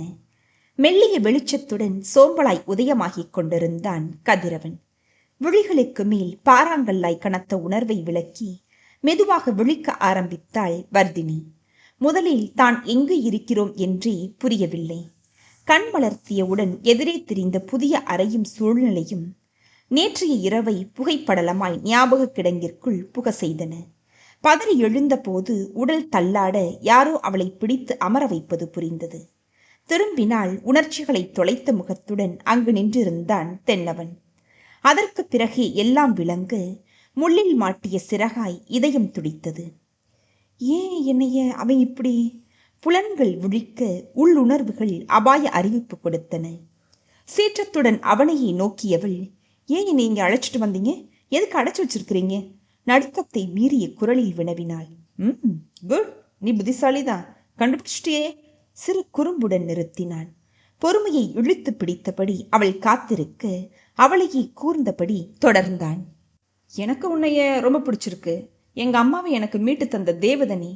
நீ தான் எனக்கு மனைவியா வரணும் நான் விரும்புறேன். அதை சொன்னா உனக்கு புரியலையே, அதுதான். அப்படின்னா? அவள் குரலோ கடும் கோபமாய் இருந்தது. அப்படின்னா நீ என்னை புரிஞ்சுக்கிற வரைக்கும் இங்கேதான் இருக்கணும். என் மனைவியாதான் இந்த இடத்தை விட்டு நீ வெளியே போக முடியுங்கிறத உனக்கு உணர்த்ததான் இந்த ஏற்பாடே. அழுத்தமான குரலில் அவன் முடித்ததும் அவள் வெடித்தாள். நோ, என்னால யாரையும் விரும்ப முடியாது. ஒரு மனைவியா வாழ முடியாது. என் மனசு முழுக்க கல்யாணம், குடும்பம், உறவுகள் மேல வெறுப்பும் கசப்பும் தான் அதிகமா இருக்கு. என்னால யாருக்கும் மனைவியா வாழ முடியாதுங்க. படபடவென்று பொறிந்தாள். யாருக்கும் இல்ல, எனக்கு மனைவியாதான் இங்கிருந்து நீ போக முடியும். இடியென முழங்கினான் அவன். ஒரு பொண்ணை அவ விருப்பம் இல்லாம அடைச்சு வைக்கிறது உங்களுக்கு தப்பா தெரியல? ஐ ஹேட் யூ. தேங்க்யூ. ஆனா நீ மாறுவ. உன்னைய என்னால மாத்த முடியுங்கிற நம்பிக்கை எனக்கு இருக்கு. ஆழமாக வந்த அந்த வார்த்தைகளை இடைமறித்தவள், நோ, முடியாது. பாவம், நீங்க தோக்க போறீங்கன்னு நினைக்கிறேன். கடித்த பற்களுக்கிடையே சீறினாள். பாப்போம். அப்புறம் இந்த கராத்தே வேலையெல்லாம் என்கிட்ட வேணாம் என்ன? நான் அதுல பிளாக் பெல்ட். ஓகே? ஏளனமாக கூறிவிட்டு அவன் கதவை அழுத்த மூடிவிட்டு வெளியேறினான். செய்வதறியாது தொப்பென்று படுக்கையில் அமர்ந்தாள் அவள். சோர்வில் கண்கள் இருண்டு கொண்டு வர மெதுவாக சாய்ந்து கண்மூடினாள். மனதிற்குள் பல வினாக்கள். எப்படி இந்த மாதிரி ஒரு சூழல்ல வழிய வந்து மாட்டிக்கிட்டேன்? இவன்கிட்ட எப்படி தப்பிக்கிறது? குழப்ப மேலீட்டில் விழிகள் நிறைந்தன. இந்த பிரச்சனையிலிருந்து எப்படி விடுபட போறோமோ தெரியலையே. பரிதவிப்புடன் யோசிக்க ஆரம்பித்தாள் அவள். சிறிது நேரத்திற்கு பிறகு கதவு திறக்கப்பட ஒரு ட்ரேயில் டிஃபனுடன் நின்றிருந்தான் அவன். என்ன, இன்னும் எந்திரிக்க மனசு வரலையா? குளிச்சுட்டு வா, டிஃபன் ரெடி, 2 பேருமே சாப்பிடலாம்ல? உற்சாகத்துடன் அழைத்தான். எனக்கு வேணாம், எல்லாத்தையும் நீங்களே சாப்பிடுங்க. நான் பட்னியா இருந்தா உங்களுக்கு என்ன, இப்படியே செத்து போறேன். அதுதானே உங்களுக்கு சந்தோஷம்? எரிச்சலுடன் மொழிந்தாள். அப்படியெல்லாம் விட முடியாதே. நீ என்னோட வருங்கால மனைவியாச்சே. நீ தெம்பா நல்லா இருந்தா தானே என்னோட விருப்பம் எல்லாம் நிறைவேறும். அழுத்தமாக கூறிவிட்டு ட்ரேயில் இருந்த டிஃபனை தட்டில் எடுத்து வைக்க ஆரம்பித்தான். எனக்கு வேணாம், அவள் சுல்லென்று கூற, என்கிட்ட போராடி ஜெயிக்க உனக்கு மனசுலையும் உடம்புலையும் தெம்பு வேணாமா? அதுக்காகவாவது சாப்பிடலாமே. பாப்போம் யார் வின் பண்றாங்கன்னு. அமர்த்தலாக மொழிந்தவன் டிஃபனை எடுத்து சாப்பிட ஆரம்பிக்க அவளும் எடுத்து அவசரமாக உண்ணத் துவங்கினாள். குட், பசிதானே? என் பேச்சு கேட்டா எப்பவுமே நல்லதுக்கு தான். இப்ப புரிஞ்சுதா? குறும்பாக வந்த கேள்விக்கு எதிர்த்து பதில் கூற துவங்கியவளுக்கு சட்டென்று புறையேற துவங்கியது. உடனே அதை அவள் அடக்க முயல வேகமாக தலையில் தட்டியவன், பார்த்து பார்த்து, என் பேச்சுக்கு எதிர் பேச்சு பேசாதேன்னு உன்னுடைய தொண்டையே உனக்கு அறிவுறுத்தது பார். நமட்டு சிரிப்புடன் கூறிவிட்டு அவன் சாப்பிடுவதை தொடர அவளுக்கோ கடும் கோபமாயிருந்தது. எத்தனை நாள் உங்க தொழிலை எல்லாம் விட்டுட்டு இங்கேயே உட்காந்து என்னை பாதுகாக்க முடியும்? பார்க்கத்தானே போறேன். வீம்பும் வெறுப்புமாய் அவள் கூற, நான் இங்கேயே உன் கூடவே இருக்கணும்னு நீ எவ்வளவு ஆசைப்படுறேங்கிறது எனக்கு புரியுது டியர். ஆனா பாரு, எனக்கும் கடமை பொறுப்புகள்லாம் இருக்குது இல்லையா? உன்னோட இங்கேயே இருக்க எனக்கும் ஆசைதான். ஆனா அது முடியாதே. பிஸ்னஸ் எல்லாம் என்னை நம்பி காத்துக்கிட்டு இருக்குதே. அதனால வீக்கெண்ட்ல மட்டும்தான் நான் வருவேனா? உன் மனசு மாறுற வரைக்கும் இதே ஏற்பாடு தானா? ஓகேவா? அவன் தலை சரித்து கேட்க மண்ணாங்கட்டி வெறுப்பாக சீறினாள் அவள். ஓ, உன் தலைக்குள்ள இருக்கிறதையெல்லாம் இப்ப ஏமா ஞாபகப்படுத்துற? அது அங்கேயே இருக்கட்டும் என்றவனுடைய குரல் சட்டென்று மாறியது. அப்புறம் இங்கிருந்து என் பெர்மிஷன் இல்லாம சிறு துரும்பு கூட வெளியே போக முடியாது. வாட்ச்மேன் ஜேக்கப் ரொம்ப ஸ்ட்ரிக்ட், சரியா? என்னுடைய பெட்ஸ் கிரிப்டோவும் ஆண்டோவும் உன்னை வெளியே போகவே விட மாட்டாங்க. 2மே ஜெர்மன் ஷெப்பர்ட்ஸ். இனிமே முழு நேரமும் கட்டி போடாம தோட்டத்துல தான் 2 இருக்கும். இந்த வீட்டு வேலைக்காரங்க எனக்கு கட்டுப்பட்டவங்க. அவங்கள உன்னால விலைக்கு வாங்கவே முடியாது. அப்புறம் உன்கிட்ட இருந்த செல்போன், சர்டிஃபிகேட்ஸ், பணத்தை எல்லாத்தையும் நான் எடுத்து வச்சுட்டேன். ஒரு பைசா கிடையாது. உன் MBA புக்ஸ் மட்டும்தான் இங்கே இருக்கு. நீ வெளியே போனாலும் எதுவும் செய்ய முடியாது. அவன் கூறியதை கேட்டபடி பற்களை கடித்து நின்றிருந்தாள் அவள். இவ்வளவு கஷ்டத்துக்கு பதிலா பேசாம எனக்கு சம்மதம் சொல்லிடலான்னு தோணுதில்ல? குறுஞ்சிரிப்புடன் கேட்டவனிடம், அப்படியே உங்களை ஏதாவது செஞ்சுட்டு தப்பிச்சுடணும்னு தோணுது, சொல்லென்று கூறினாள். ஏதாவதுன்னா எப்படி? ரொமான்டிக்காவா? ஆஹா, இதை முன்னாடியே சொல்லியிருக்க கூடாதாம்மா. I want your service madam. இடைவரை குனிந்து நிமிர்ந்தவனை சீற்றத்துடன் ஏறிட்டவள் ச என்றபடி திரும்பிக் கொண்டாள். பேனாவில் மையூற்றி எழுதிய கவிதையாய் அவள் விழிகளில் மையின்றி ஒரு கவிதை தெரிய அதை வெகுவாய் ரசித்தான் அவன். அன்று மதியமே தென்னவன் கிளம்பிச் சென்று விட அவளுக்கு கண்ணை கட்டி காட்டில் விட்டது போன்ற உணர்வு. ஒரு நாள் நள்ளிரவு எல்லோரும் உறங்கும் போது எழுந்து சென்று ஹாலில் இருந்த போனை எடுத்து பேச முயன்றாள். ஆனால் எண்களை அழுத்திய உடனேயே இந்த வசதி உங்கள் தொலைபேசியில் இல்லை என்ற வாசகங்கள் ஒலித்தன. லோக்கல் கால் கூட போட முடியாமல் அந்த வசதி முடக்கப்பட்டிருப்பது புரிய அதற்கான கோட் நம்பர் தெரியாமல் தவித்து போய் திரும்பி அறைக்கு வந்தாள் அவள். ஞாயிறன்று காலை சோம்பலுடன் அவள் விழிக்க ஆரம்பிக்கும் போதே ஏதோ ஒரு வித்தியாசமான நறுமணம் நாசியில் புக சட்டென்று கண் விழித்தாள் வர்தினி. அருகில் இருந்த நாற்காலியில் அமர்ந்தபடி காப்பியை பருகிக் கொண்டிருந்தான் தென்னவன். மறுகணமே தான் எப்படி படுத்திருக்கிறோமோ என்ற எச்சரிக்கை உணர்வில் வேகமாக எழுந்தாள். கால் முதல் கழுத்து வரை போர்வையால் மூடியே இருந்தது. ஒரு நிம்மதி பெருமூச்சுடன் எழுந்து அமர்ந்தவள், ஒரு பொண்ணோட ரூமுக்கு வரும்போது கதவை தட்டிட்டு வரணுங்கிற கர்ட்டசி கூட உங்களுக்கு தெரியாதா? அடிக்குரலில் சீறினாள். தெரியும், ஆனா யாரோ ஒரு பொண்ணுக்கு தான் இது பொருந்தும். நான் என் உட்பி ஒய்ஃபோட ரூமுக்கு வர்றதுக்கு யாரோட அனுமதியும் எனக்கு தேவையில்லையே. ஆழ்ந்த குரலில் விழிகள் இடுங்க அவன் முடிக்க மனதில் பொங்கி எழுந்த கோபத்தில் அருகில் இருந்த தலையணையை எடுத்து அவன் மேல் கோபத்துடன் வீசி எறிந்தாள் அவள். ஒரு கையாலேயே அதை லாவகமாக கேட்ச் பிடித்தவன், ஓ, நம்ம எதிர்கால வாழ்க்கை இது மாதிரி பில்லோ ஃபைட்டோட ரொம்ப சுவாரஸ்யமா இருக்குதுன்னு தெரிவிச்சதுக்கு ரொம்ப நன்றி. சீக்கிரம் குளிச்சுட்டு வான்னு தோட்டத்துல வாக்கிங் போலாம். நமட்டு சிரிப்புடன் கூறிவிட்டு எழுந்து செல்ல ச என்று தலையணையை குத்திவிட்டு அவளும் குளியலறைக்குள் சென்றாள். குளித்துவிட்டு வந்தபோது அவனுடைய ஆஃப்டர் ஷேவ் லோஷனின் நறுமணம் மெலிதாய் அந்த அறையில் பரவி அவனை நினைவுபடுத்துவதாய் இருந்தது. அன்று முழுவதும் அவனுடனேயே பொழுதுகள் கழிய இதிலிருந்து எப்படி தப்புவோம் என்று எரிச்சலாய் இருந்தது. மனம் கணக்கு போட்டுக்கொண்டே இருக்க அங்கிருந்து தப்புவது மிகவும் கஷ்டம் என்பது புரிவதாய் இருந்தது. கடவுளே, நான் இங்கே இருக்கிறது ஒருத்தருக்கும் தெரியாதே. மீராவும் நான் பத்திரமா இருக்கிறதா தானே நினைச்சுக்கிட்டு இருப்பா. மாமாவும் அம்மாவும் என்னை தேடிக்கிட்டு இருக்காங்களோ புரியலையே.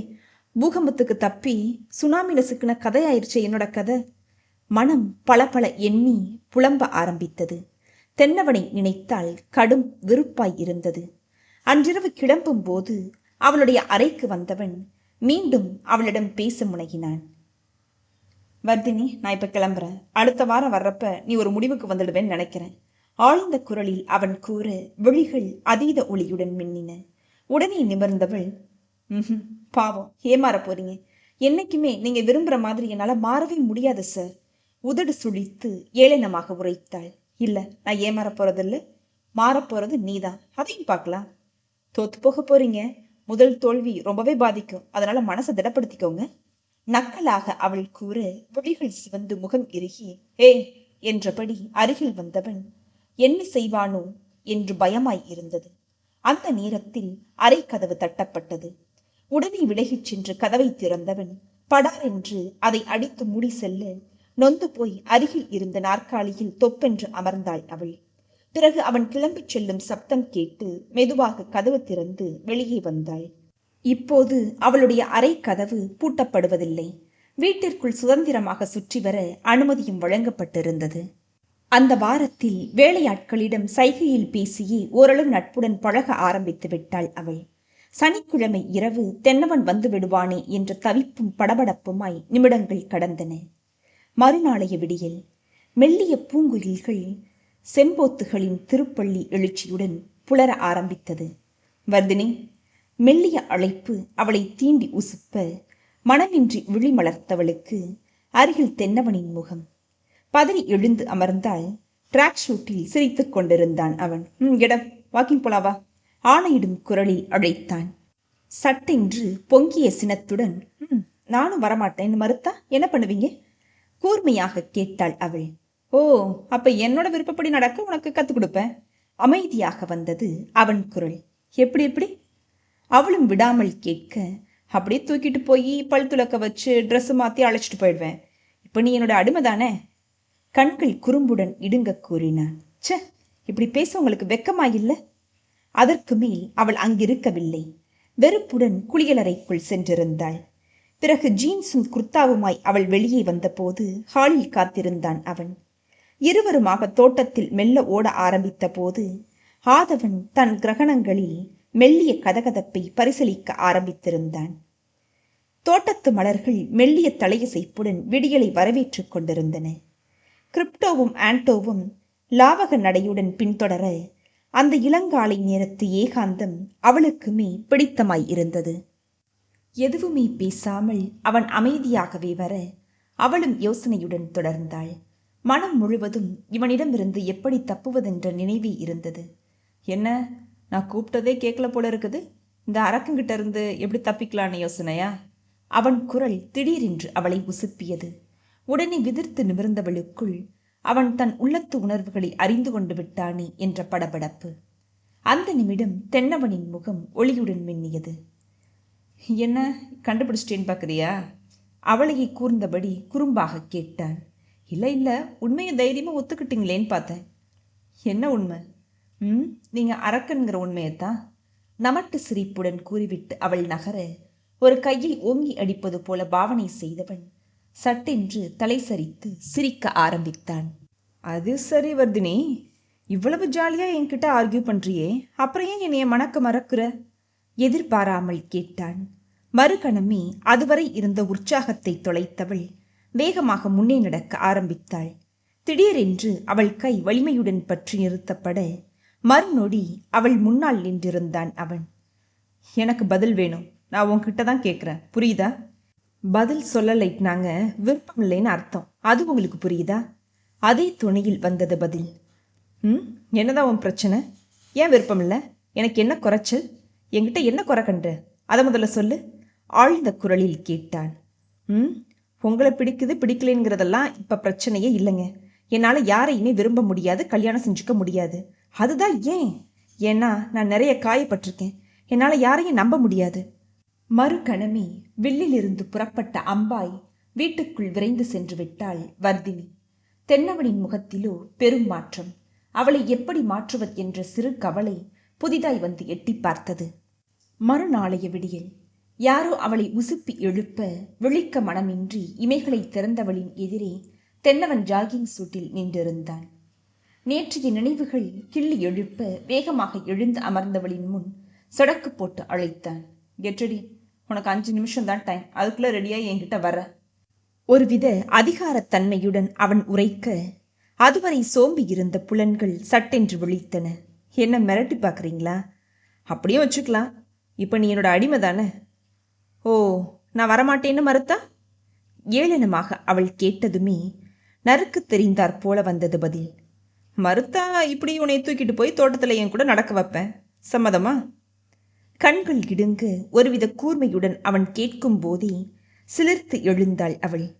அடுத்த 5வது நிமிடம் இருவரும் தோட்டத்தில் இருந்தனர். மெதுவாக ஓட ஆரம்பித்த போது வாலாட்டியபடியே 2 நாய்களும் அவர்களை பின்தொடர்ந்தன. இதுக்கெல்லாம் ஒரு நாள் நீங்கள் நல்லா அனுபவிப்பீங்க பாருங்க, பற்களை கடித்தபடி அடிக்குரலில் கூறினாள் அவள். என்னைய கல்யாணம் பண்ணிக்கிறத தவிர உனக்கு வேற வழியே இல்லை, அது தெரியுமா? நோ, அது ஒரு நாள் நடக்காது, அதை நீங்கள் புரிஞ்சுக்கோங்க. வீம்பும் வெறுப்புமாய் அவள் வெடிக்க, இல்லை நடக்கும், நீயா வந்து என்னைய சேர்ற நாள் வெகு தூரத்தில் இல்லை. மென்குரலில் சவால் விடுத்தான் அவன். பாப்போம், நடக்காத விஷயத்தை பற்றி இவ்வளவு நம்பிக்கையோட பேசுகிற ஒருத்தரை பார்த்தா பாவமாக தான் இருக்கு. எகத்தாளமாக முடித்தாள். ஓ, எனக்கும் அப்படித்தான். தனக்குள்ளே உண்டான மாற்றத்தை உணராமல் காதல் வயப்பட்டிருக்கிறோம் என்பதையே புரிந்து கொள்ளாமல் தன்னை சுற்றி ஒரு பொய்வேலி போட்டிருக்கிற ஒரு பெண்ணை நினைத்தால் எனக்கும் பரிதாபமாக தான் இருக்கு என்று நினைத்து கொண்டான். உதட்டை ஏளனமாக சுழித்தபடி கூறிய விழிகள் பளபளக்க அதே நக்கல் வாசனையுடன் வார்த்தைகளை சிதறவிட்டான். என்றபடி அவள் திரும்பிக் கொள்ள மெதுவாக நடக்க ஆரம்பித்தவனை பின்தொடர்ந்தன கிரிப்டோவும் ஆண்டோவும். முன்பு ஒரு நாள் அவள் புன்னகை பூக்களை உதிர்த்த போது அதை உடனே பத்திரப்படுத்தி மாலையாக்கி இருந்தது அவன் இதயம். நாட்கள் வேக சுழற்சியுடன் விரைந்து எந்த மாற்றமும் இன்றி கடந்தன. ஒரு நாள் காலையில் அவன் டிஃபன் சாப்பிட தன் அறைக்கு நுழைந்த போது மறுக்க தோன்றினாலும் ஒரு முடிவுடன் அங்கு சென்றாள் வர்தினி. அமைதியாக சாப்பிட்டு முடித்ததும் நிமிர்ந்தவள், மிஸ்டர் தென்னவன், இது மாதிரி ஒரு பொண்ணை அடைச்சு வச்சு சித்திரவதை செய்கிற அளவுக்கு நீங்கள் கீழ்த்தனமானவர் இல்லைங்கிறது என்னோட அபிப்பிராயம். அவள் முடிக்கும் முன்பே குலுங்கி குலுங்கி சிரிக்க ஆரம்பித்தான் அவன். ஓ, சாமதான பேத தண்டம்பாங்களே, அதை பிரயோகம் பண்ணுறியா? முதல்ல மறுப்பு, கோபம், இப்போ கொஞ்சம்ல. ஆனால் நீ நினைக்கிற மாதிரி இல்லடியே, நான் கொஞ்சம் மோசமானவன் தான். நான் நினச்சதை அடையாமல் விட்டதில்ல. I'm a bad boy you know. உதட்டோரங்கள் குறும்புடன் துடிக்க சிரிக்காமல் பகர்ந்தான் அவன். அவனுடைய கேலியை புரிந்து கொண்டவளுக்கோ கோபம் தலைக்கேறியது. ஆனால் அவனோ, நீ என்னை ஏத்துக்க பழகிக்கோ, அப்புறம் மற்றதெல்லாம் சுலபமாயிடும் என்ன? ஆணித்தரமான குரலில் ஆணையிட்டான் அவன். மாட்டேன். இங்கிருந்து தப்பிக்க சந்தர்ப்பம் கிடைச்சா மறு நிமிஷமே தப்பிச்சு போயிடுவேன். அது நீங்க முதல்ல தெரிஞ்சுக்கோங்க. அவளும் அதே வீம்புடன் முடித்துவிட்டு தன் அறைக்குள் சென்று விட்டாள். அவளையே தொடர்ந்த அவன் பார்வையில் கசிந்த சிறு வழியை அவள் கவனிக்கவே இல்லை. நெஞ்சமெனும் கட்டுத்தறியில் சிக்கிய நூலாய் நேசத்தை நெய்து பரிசளித்திருந்த காதல் இன்று கூரிய முள்ளாய் மாறி அதை கிழித்ததை உணர்ந்த காயம் அவனிடம். அன்று மதியம் சாப்பிட்ட பிறகு அவளை தன் அறைக்கு கேரம் விளையாட அழைத்தான் அவன். தன் மறுப்பிற்கும் விலகலுக்கும் மதிப்பின்றி போவதை புரிந்து கொண்டவளாய் அமைதியாக சென்று அவன் எதிரில் அமர்ந்தாள். கேரம் விளையாட்டில் அவன் ஒரு சாம்பியன் என்பதை புரிந்து கொண்டவள் 1/4 மணி நேரத்திலேயே தோல்வியை ஒப்புக்கொள்ள மனமின்றி எழுந்து விட்டாள். உடனே அவளுடைய கையை பிடித்து இழுத்து அமர வைத்தவன், எங்கே ஓடுற? தோத்துடுவோன்னு பயமா இருக்கா? லைஃப்ல ஜெயிக்கிற வரைக்கும் போராடணும், அது தெரியுமா உனக்கு? இயல்பாக கேட்டான். ஆமா சார், நானும் ஜெயிக்கிற வரைக்கும் விட போறதில்ல. புரியாத செய்தியுடன் வந்த குரலில் திரும்பி ஓரக்கண்ணால் அவளையே கூர்ந்தவனுடைய விழிகள் சட்டென்று சிவப்பு வரிகளாய் மாறின. ஆனாலும் பிறகு தொடர்ந்த கேரம் விளையாட்டிலும் அவளை வெற்றி பெற அவன் விடவே இல்லை. அன்றிரவு கிளம்புவதற்கு முன் அவளுடைய அறைக்கு வந்தான் தென்னவன். வர்தினி, இந்த இடத்துல இருந்து நீ தப்பிக்க முடியாது. வீணா முயற்சி பண்ணி கஷ்டப்படாத என்ன? நான் அடுத்த வாரம் வருவேன். அப்புறம் அம்மாவுக்கு இப்போ கொஞ்சம் பரவாயில்லையா? இப்போதான் ஃபோன் வந்துச்சு. அவன் முடிக்கும் முன்பே, ஓ தேங்க் காட் என்றவளின் முகத்தில் இயல்பான மகிழ்ச்சி துளிகள். அந்த முத்து சிரிப்பு ஏனோ அவனுள் கவிதை சரமாய் கோர்த்தது. ஏனோ அம்மாவின் நினைவுகள் உள்ளே ஊடுருவின. அவர் சுயநினைவுடன் சீக்கிரம் திரும்பி வர வேண்டும் என்று இதயம் பிரார்த்தித்தது. அன்றாவது இந்த தனிமை சிறையிலிருந்து தனக்கு விடுதலை கிடைக்குமா என்ற தவிப்பு விரவி பரவுவதாயிருந்தது. அந்த வாரம் முழுவதும் அந்த அறைக்குள்ளேயே அடைபட்டிருந்தாள் அவள். அவனுடைய அறை வழியே சாப்பாடு கொண்டு வந்து தர ஆரம்பித்தனர் வேலையாட்கள். அவர்களுடைய பார்வையில் தெரிகின்ற சிறு எதிர்பார்ப்பும் சுவாரஸ்யமும் அவளிடம் சோர்வையை அதிகரித்தன. அன்றும் அதேபோல் கதவு திறக்கப்பட திரும்பாமல் ஜன்னல் வழியை வெறித்தபடி அமர்ந்திருந்தாள். வர்தினி, பெரும் உணர்ச்சி பெருக்குடன் தடைபட்டு நின்றது அவன் குரல். என்னாச்சு? மென்குரலில் கேட்டான் அவன். தன்னுடைய சுய பச்சாதாப தருணத்தில் அனுமதியின்றி அவன் உள்ளே நுழைந்ததைப் போல் இருந்தது. தன் இயலாமையை, பலவீனத்தை அவனிடமிருந்து மறைக்க வேண்டும் என்ற தவிப்பு அவளிடம் இருந்தது. வேகமாக திரும்பி ஜன்னல் வழியாக வெளியே பார்க்க துவங்கியவளுக்குள் ஏனோ காட்டாராய் பொங்கி பெருகியது துக்கம். சிறு விசும்பலுடன் ஆரம்பித்த அந்த அழுகையை ஒருவித இயலாமையுடன் வெறித்திருந்த தென்னவன் மறுகணமே அவளை இழுத்து தன் மார்பில் ஏந்தி மென்மையாக ஆசுவாசப்படுத்தினான். சில நொடித்துளிகளே மௌனமாய் கறந்திருக்க பதறி விலகியவளின் விழிகளிலோ கடும் ரௌத்திரம். என்னைய நீங்களே அடைச்சு வச்சுக்கிட்டு இப்போ என் மேலே பரிதாபப்படுற மாதிரி நடிச்சு என்னை இம்ப்ரெஸ் பண்ண பார்க்குறீங்களா? ஊசியாய் உரசிய அவளுடைய கேள்வியில் அவனுக்குள் உடைந்து சிதறின அதுவரை படர்ந்திருந்த குற்ற உணர்வும் பரிதாப உணர்ச்சியும். இப்போ நீ அழுதது இதுக்காகவா? உண்மையை சொல்லு. ஆழ்ந்த குரலில் வந்த அவனது கேள்விக்குதான் அவளிடம் பதில் இல்லை. உனக்கு உங்க வீட்டு ஞாபகம் வந்துடுச்சு இல்லையா? மெல்ல கேட்டான் அவன். அந்த நொடியே இதயத்திற்குள் அடைபட்டிருந்த ஏக்க உணர்வுகள் தண்ணீர் பந்தாய் வெடித்து சிதறின. ஆமா, வார்த்தைகள் அவளின் அனுமதியின்றியே வெளிவந்தன. ஹேவர்தினி, அவங்க பக்கம் இருக்கிற நியாயத்தை நீ ஏன் கேட்க விரும்பல? அம்பாய் வீசப்பட்ட வார்த்தைகள் அவளுள் பெரும் குழப்பத்தையும் சஞ்சலத்தையும் விதைக்க பரிதவிப்புடன் அவனையே கூர்ந்தாள். இது எங்களோட குடும்ப விஷயம், உங்களுக்கு எப்படி தெரிய வந்துச்சு? திகைப்புடன் கேட்டாள். உடனே அவன் உதடுகளில் சிறு குறுஞ்சிரிப்பொன்று தடம் பதித்தது. அங்கிள் என் ஃபேமிலி ஃப்ரெண்டாச்சே, எல்லாம் சொன்னாங்க. உன்னை பத்திரமா பார்த்துக்க சொன்னாங்க. இதுதான் நீங்க பத்திரமா பார்த்துக்கிற லட்சணமா? அடக்க மாட்டாமல் பொங்கினாள் அவள். ஆமா, இங்க நீ பத்திரமா தானே இருக்க, எல்லா வசதிகளோடவும்? இருக்கேன். ஒரு ஜெயில் கைதியா, உணர்வுகள் ஒடுக்கப்பட்டவளா இருக்கிறேன். அவளுடைய குமுறல் புரிய முகம் கசங்கி திரும்பியவன், அதுதான் உனக்கு ஒரு ஆப்ஷன் இருக்கே. இப்ப கூட நீ எனக்கு மனைவியாக சம்மதிச்சா சுதந்திரமா இங்க இருக்கலாம்ல? அமர்ந்த குரலில் கேட்டான். நோ. மறுகணமை வெடித்தாள் அவள். முடியாது. திருமணம், உறவுகள், குடும்பம் எல்லாமே பொய், வேஷம். ஏமாத்துற அந்த பொய் முகமுடி எனக்கு தேவையே இல்லை. ஏன் இப்படி ஒரு வெறுப்பு உனக்கு? குற்றவாளிக்கு கூட அவங்க பக்கம் நியாயத்தை சொல்ல ஒரு சந்தர்ப்பம் கொடுப்பாங்க. அதையே நீ அந்த நிரபராதிகளுக்கு நீ தரல? வன்மையாக கேட்டான். அவங்க நிரபராதிகள்னு உங்களுக்கு எப்படி தெரியும்? வார்த்தைகள் திராவக சிதறலாயிருந்தது. அங்கிள் தான் சொன்னாங்க. முன்ன பின்ன தெரியாத எங்க அம்மா மேல நீ காட்டின அக்கறை, பிரியம் எல்லாமே இப்ப பொய்யா? உங்க அம்மாவை, அவங்களோட உணர்வுகளையே மதிக்காத நீ மற்றவங்களை எப்படி? இழுத்தாற்போர் நிறுத்தினான். உங்களுக்கு என்ன தெரியும்? நான் பட்ட காயங்கள், வேதனைகள் எல்லாம். கொதிப்பும் வேதனையுமாய் சிதறிய வார்த்தைகள் அந்த அறையெங்கும் தணலாய் தகிப்பாய் பரவுவதைப் போல் இருந்தது. மறுகணமே அவனுடைய கைப்பிடிக்குள் சிறைப்பட்டிருந்தாள் அவள். அவளுடைய முகத்தை இரு கைகளிலும் மென்மையாக ஏந்தியவன், நம்ம உறவுகளை மன்னிச்சு ஏத்துக்கிறது தான் நல்லது வனிமா. தப்பு பண்ணாதவங்க இந்த உலகத்திலே இல்லை தெரியுமா? இளகிய குரலில் கேட்டான். உடனே அவன் பிடியிலிருந்து வேகமாக விலகியவளுக்குள் பெரும் படபடப்பும் தவிப்பும். இவனுடைய அணைப்பும் ஸ்பரிசமும் என்னையே இவ்வளவு பலவீனப்படுத்துது. இனி இதை அனுமதிக்கவே கூடாது. இவன்கிட்ட இருந்து முடிஞ்ச வரைக்கும் விலகியே இருக்கணும். சபாபதி அங்கிள் வேற தன்னோட குடும்பத்தை பற்றி இவன்கிட்ட என்னென்ன சொல்லியிருக்கிறாரோ? பல பல குழப்பங்கள் உள்ளே மாயவளை பின்னின.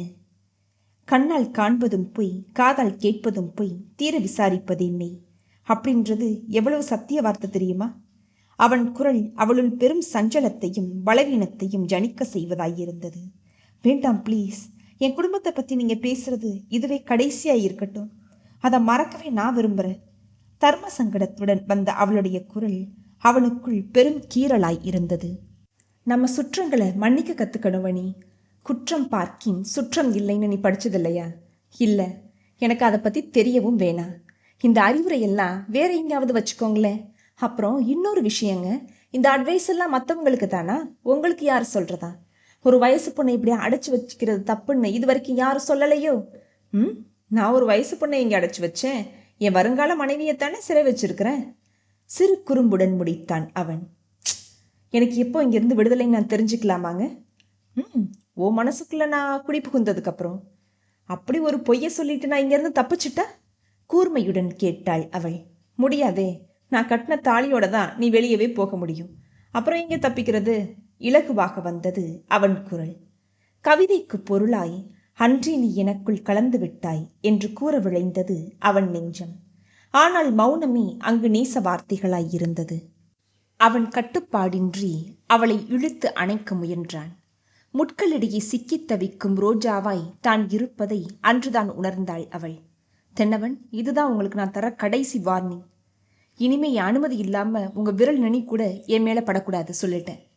ஒற்றை விரல் உயர்த்தி எச்சரிக்கை விடுத்தவளையே ஆழமாய் கூர்ந்தவன், பட்டா என்ன பண்ணுவ?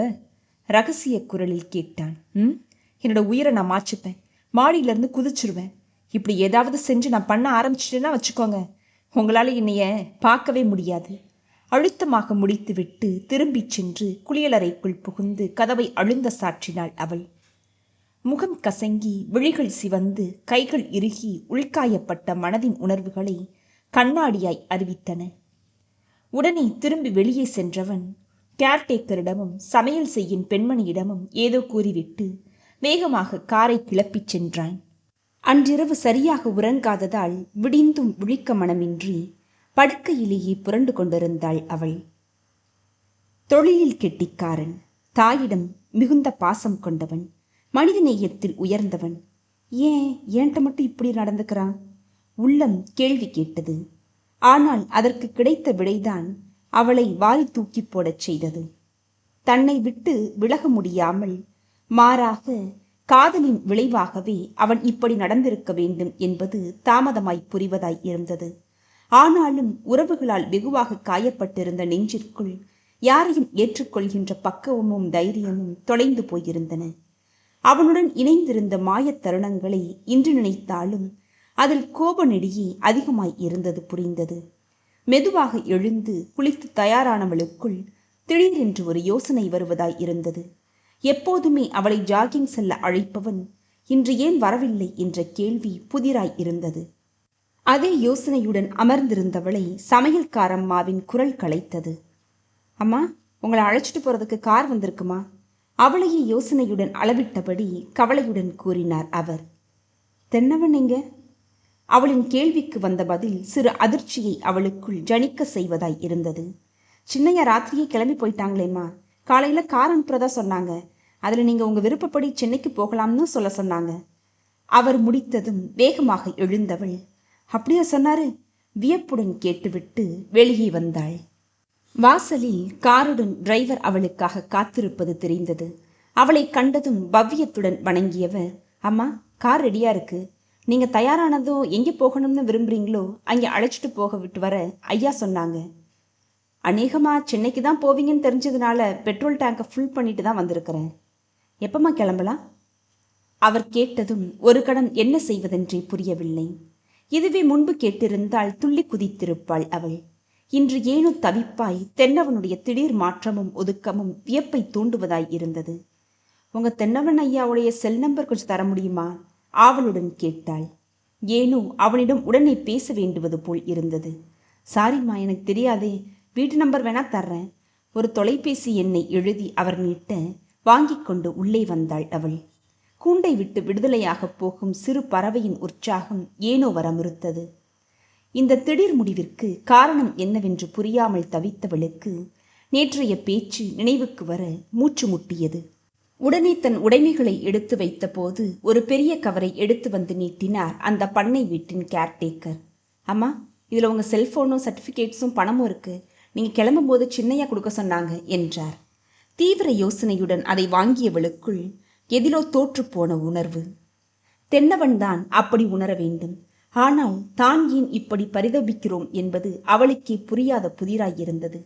அவனிடமிருந்து அந்த வீட்டிலிருந்து எப்படி தப்பிப்பதென்ற யோசனையில் இருந்தவள் இன்று அந்த வாய்ப்பு கிடைத்தும் துள்ளி குதித்திருக்க வேண்டும். ஆனால் அப்படியின்றி ஒரு புரியாத தவிப்பும் சஞ்சலமும் அவளை ஆட்கொண்டது உண்மையாயிருந்தது. மெதுவாக கிளம்பி வெளியே வந்தபோது மனம் கனத்திருக்க ஏனோ இதயத்தில் சிறு பிரிவாற்றாமை உணர்வு. மாலையில் சென்னைக்கு வந்து சேர்ந்தபோது ஏனோ ஒரு புதிய உலகத்திற்கு வந்தது போன்ற உணர்வு. இங்கிருந்து கிளம்பி சென்று 6 மாதங்களே ஆகிறதென்றால் நம்பவே முடியவில்லை. சென்னைக்கு வந்ததும் தான் எங்கு செல்வதென்ற குழப்பமும் பயமும் அவளை ஆக்கிரமித்தன. உடனே மீராவின் நினைவுதான் வந்தது. அவளுடைய வீட்டிற்கு சென்றபோது உற்சாகத்துடன் அந்த குடும்பமே வரவேற்க ஏனோ வெகு இதமாயிருந்தது. ஏண்டி, 2-3 மாசமா ஃபோனே பண்ண மாட்டேன்ட்ட? எங்களை எல்லாம் மறந்துட்டேன்னு நினைச்சேன். இப்போ நேராவே வந்து நின்று இன்ப அதிர்ச்சி தர்ற, என்னாச்சு உனக்கு? முகம் நிறைந்த புன்னகையுடன் அணைத்து கொண்ட தோழியை கண்டவுடன் அவளுடைய காயங்கள் எல்லாம் சற்று ஆறுவதைப் போல் இருந்தது. வேலை அப்படி மீரா. நான் பார்த்துக்க போயிருந்த அம்மாவுக்கு கொஞ்சம் உடம்பு சரியாகிற மாதிரி ஆன உடனேயே இங்கே ட்ரீட்மெண்ட்டுக்காக சென்னைக்கு அழைச்சிட்டு வந்துட்டாங்க. அதுக்கு பிறகு நான் தங்கி இருந்த பண்ண வீட்டில் ஃபோன் வசதி இல்லை, அதுதான். தர்ம சங்கடத்துடன் முடித்தாள்.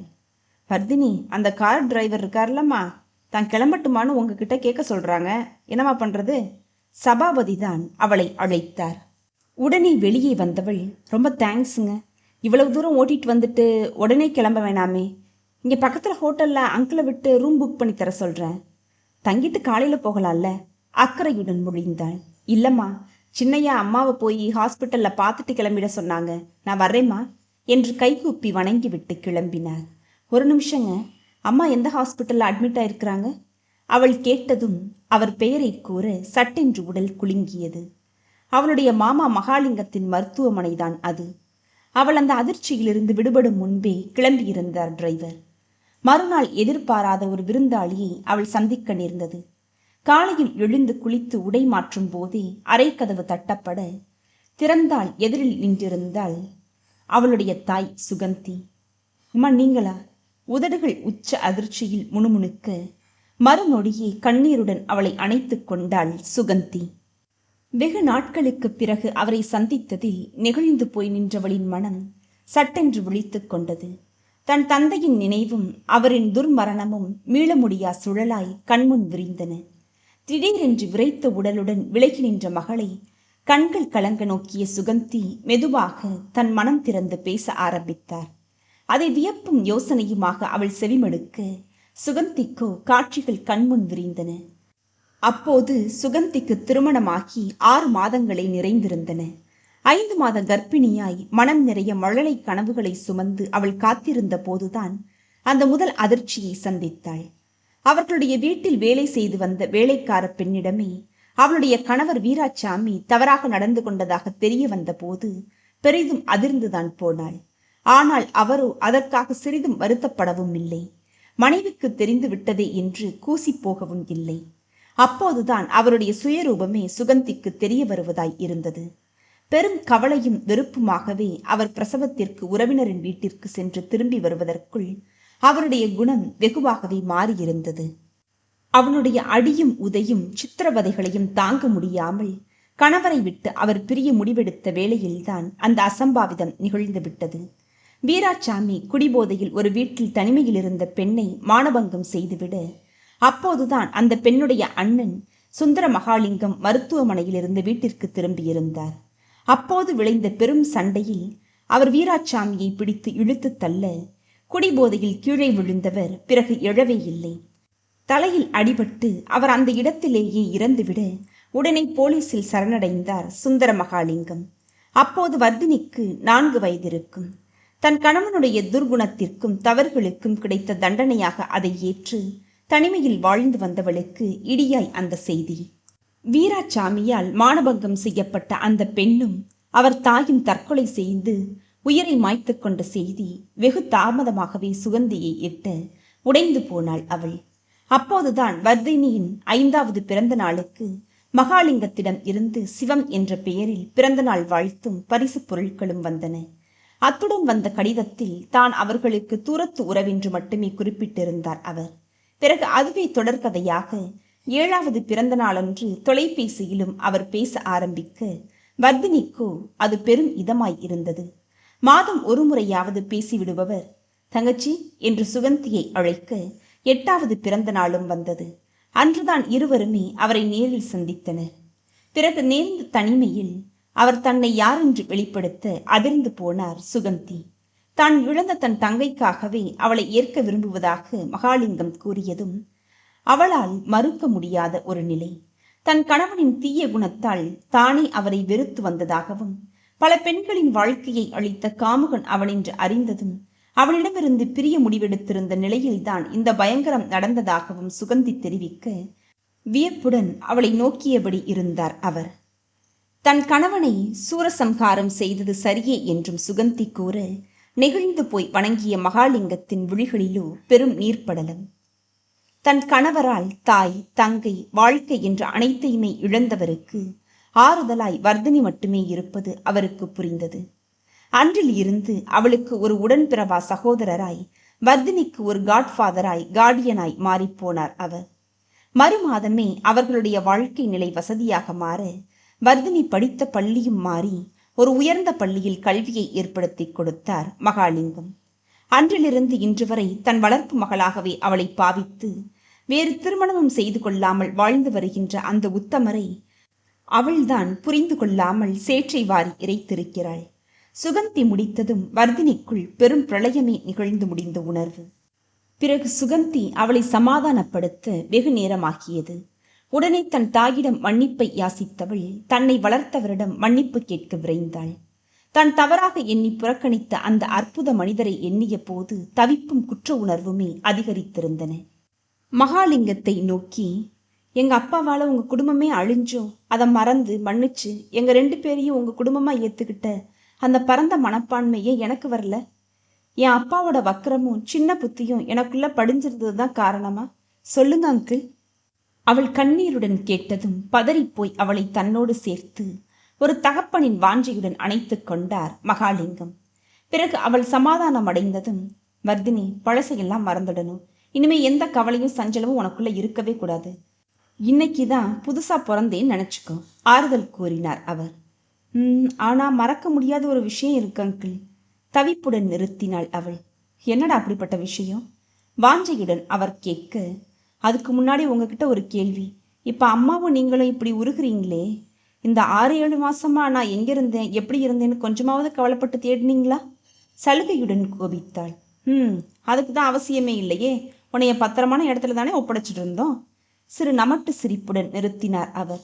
சட்டென்று நிமிர்ந்தவளின் விழிகளோ பெரும் வியப்பும் புரியாத வினாவும். தென்னவனை யாருன்னு நினைச்சேன்? என்னோட க்ளோஸ் ஃப்ரெண்ட் ஜம்புவோட பையன்தான். நான் தான் சபாபதி கிட்ட பேசி உன்னை அங்கே அனுப்பவே ஏற்பாடு செஞ்சேன். அது தெரியுமா உனக்கு? அவர் கூறியதும் திக்கென்று அதிர்ந்தவளுக்குள் சில புரியாத புதிர்களின் முடிச்சவிழ்வது போன்ற உணர்வு. நான் மீரா வீட்டில் இருந்தது. அவ முடிக்கும் முன்பே இடைமறித்தார் மகாலிங்கம். தெரியும்டா, சபாபதி ஒரு பொண்ணுக்கு தகப்பன் இல்லையா? அவர் தான் நீ அங்கே இருக்கிற விஷயத்தையே எங்களுக்கு தெரிவிச்சாரு.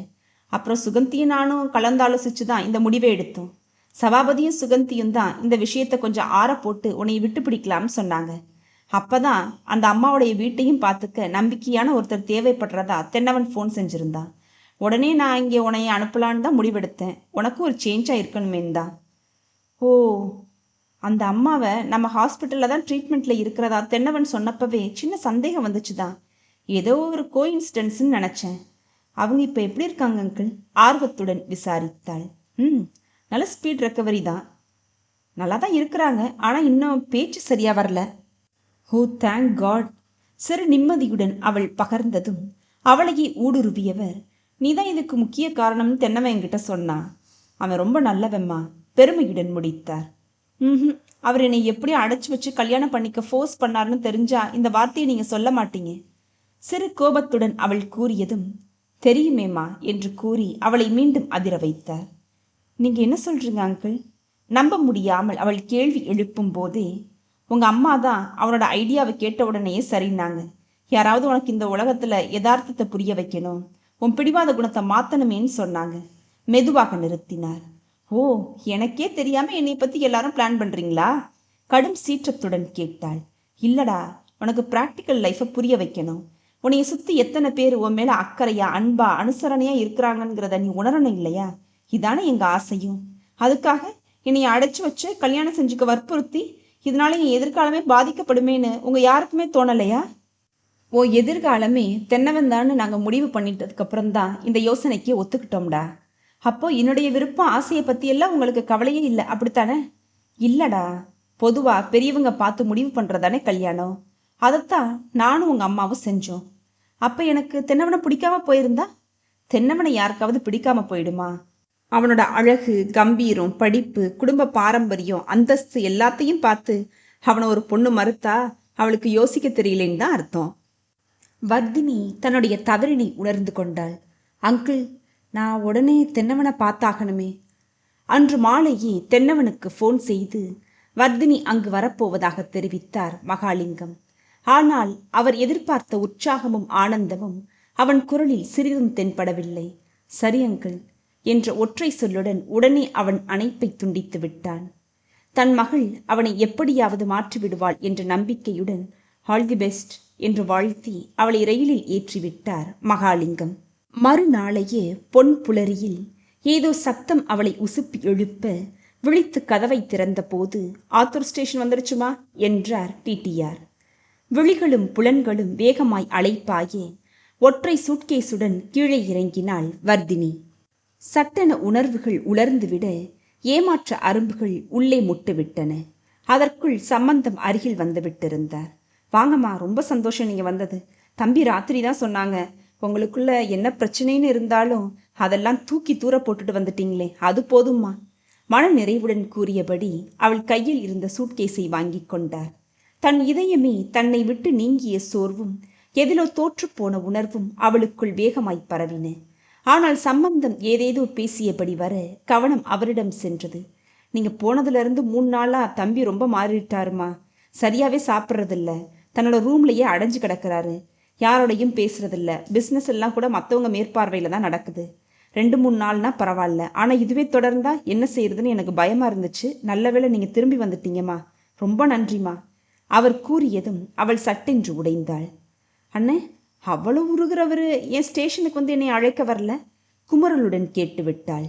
அது எனக்கு எப்படிமா தெரியும்? அவர் இப்போ நம்ம வீட்டிலே இல்லை, கெஸ்ட் ஹவுஸில் இருக்கிறாரு. உங்களை தம்பி உயிராக விரும்புனது எனக்கு தெரியும். அவரை வேணான்னு மறுத்துட்டு நீங்க போனதுல அவர் எவ்வளவு காயப்பட்டிருப்பாருமா. அதனால கூட இருக்கலாம். அழுத்தமாக வந்த அவர் குரல் அவளுக்குள் சம்பட்டி அடியாய் அடித்தது. இது நான் ஏன் யோசிக்கவே இல்லை? என்னைய பத்தியே நினைச்சதுல அவனுடைய உணர்வுகளை நான் புரிஞ்சுக்கொள்ள மறந்துட்டேனா, இல்ல மறுத்துட்டேனா? கடவுளே, இது எப்படி சரி செய்ய போறேனே தெரியலையே. சிறகு சிதைந்த பறவையாய் துடித்து தவித்த மனதை அடக்கியபடி காரில் ஏறினாள் அவள்.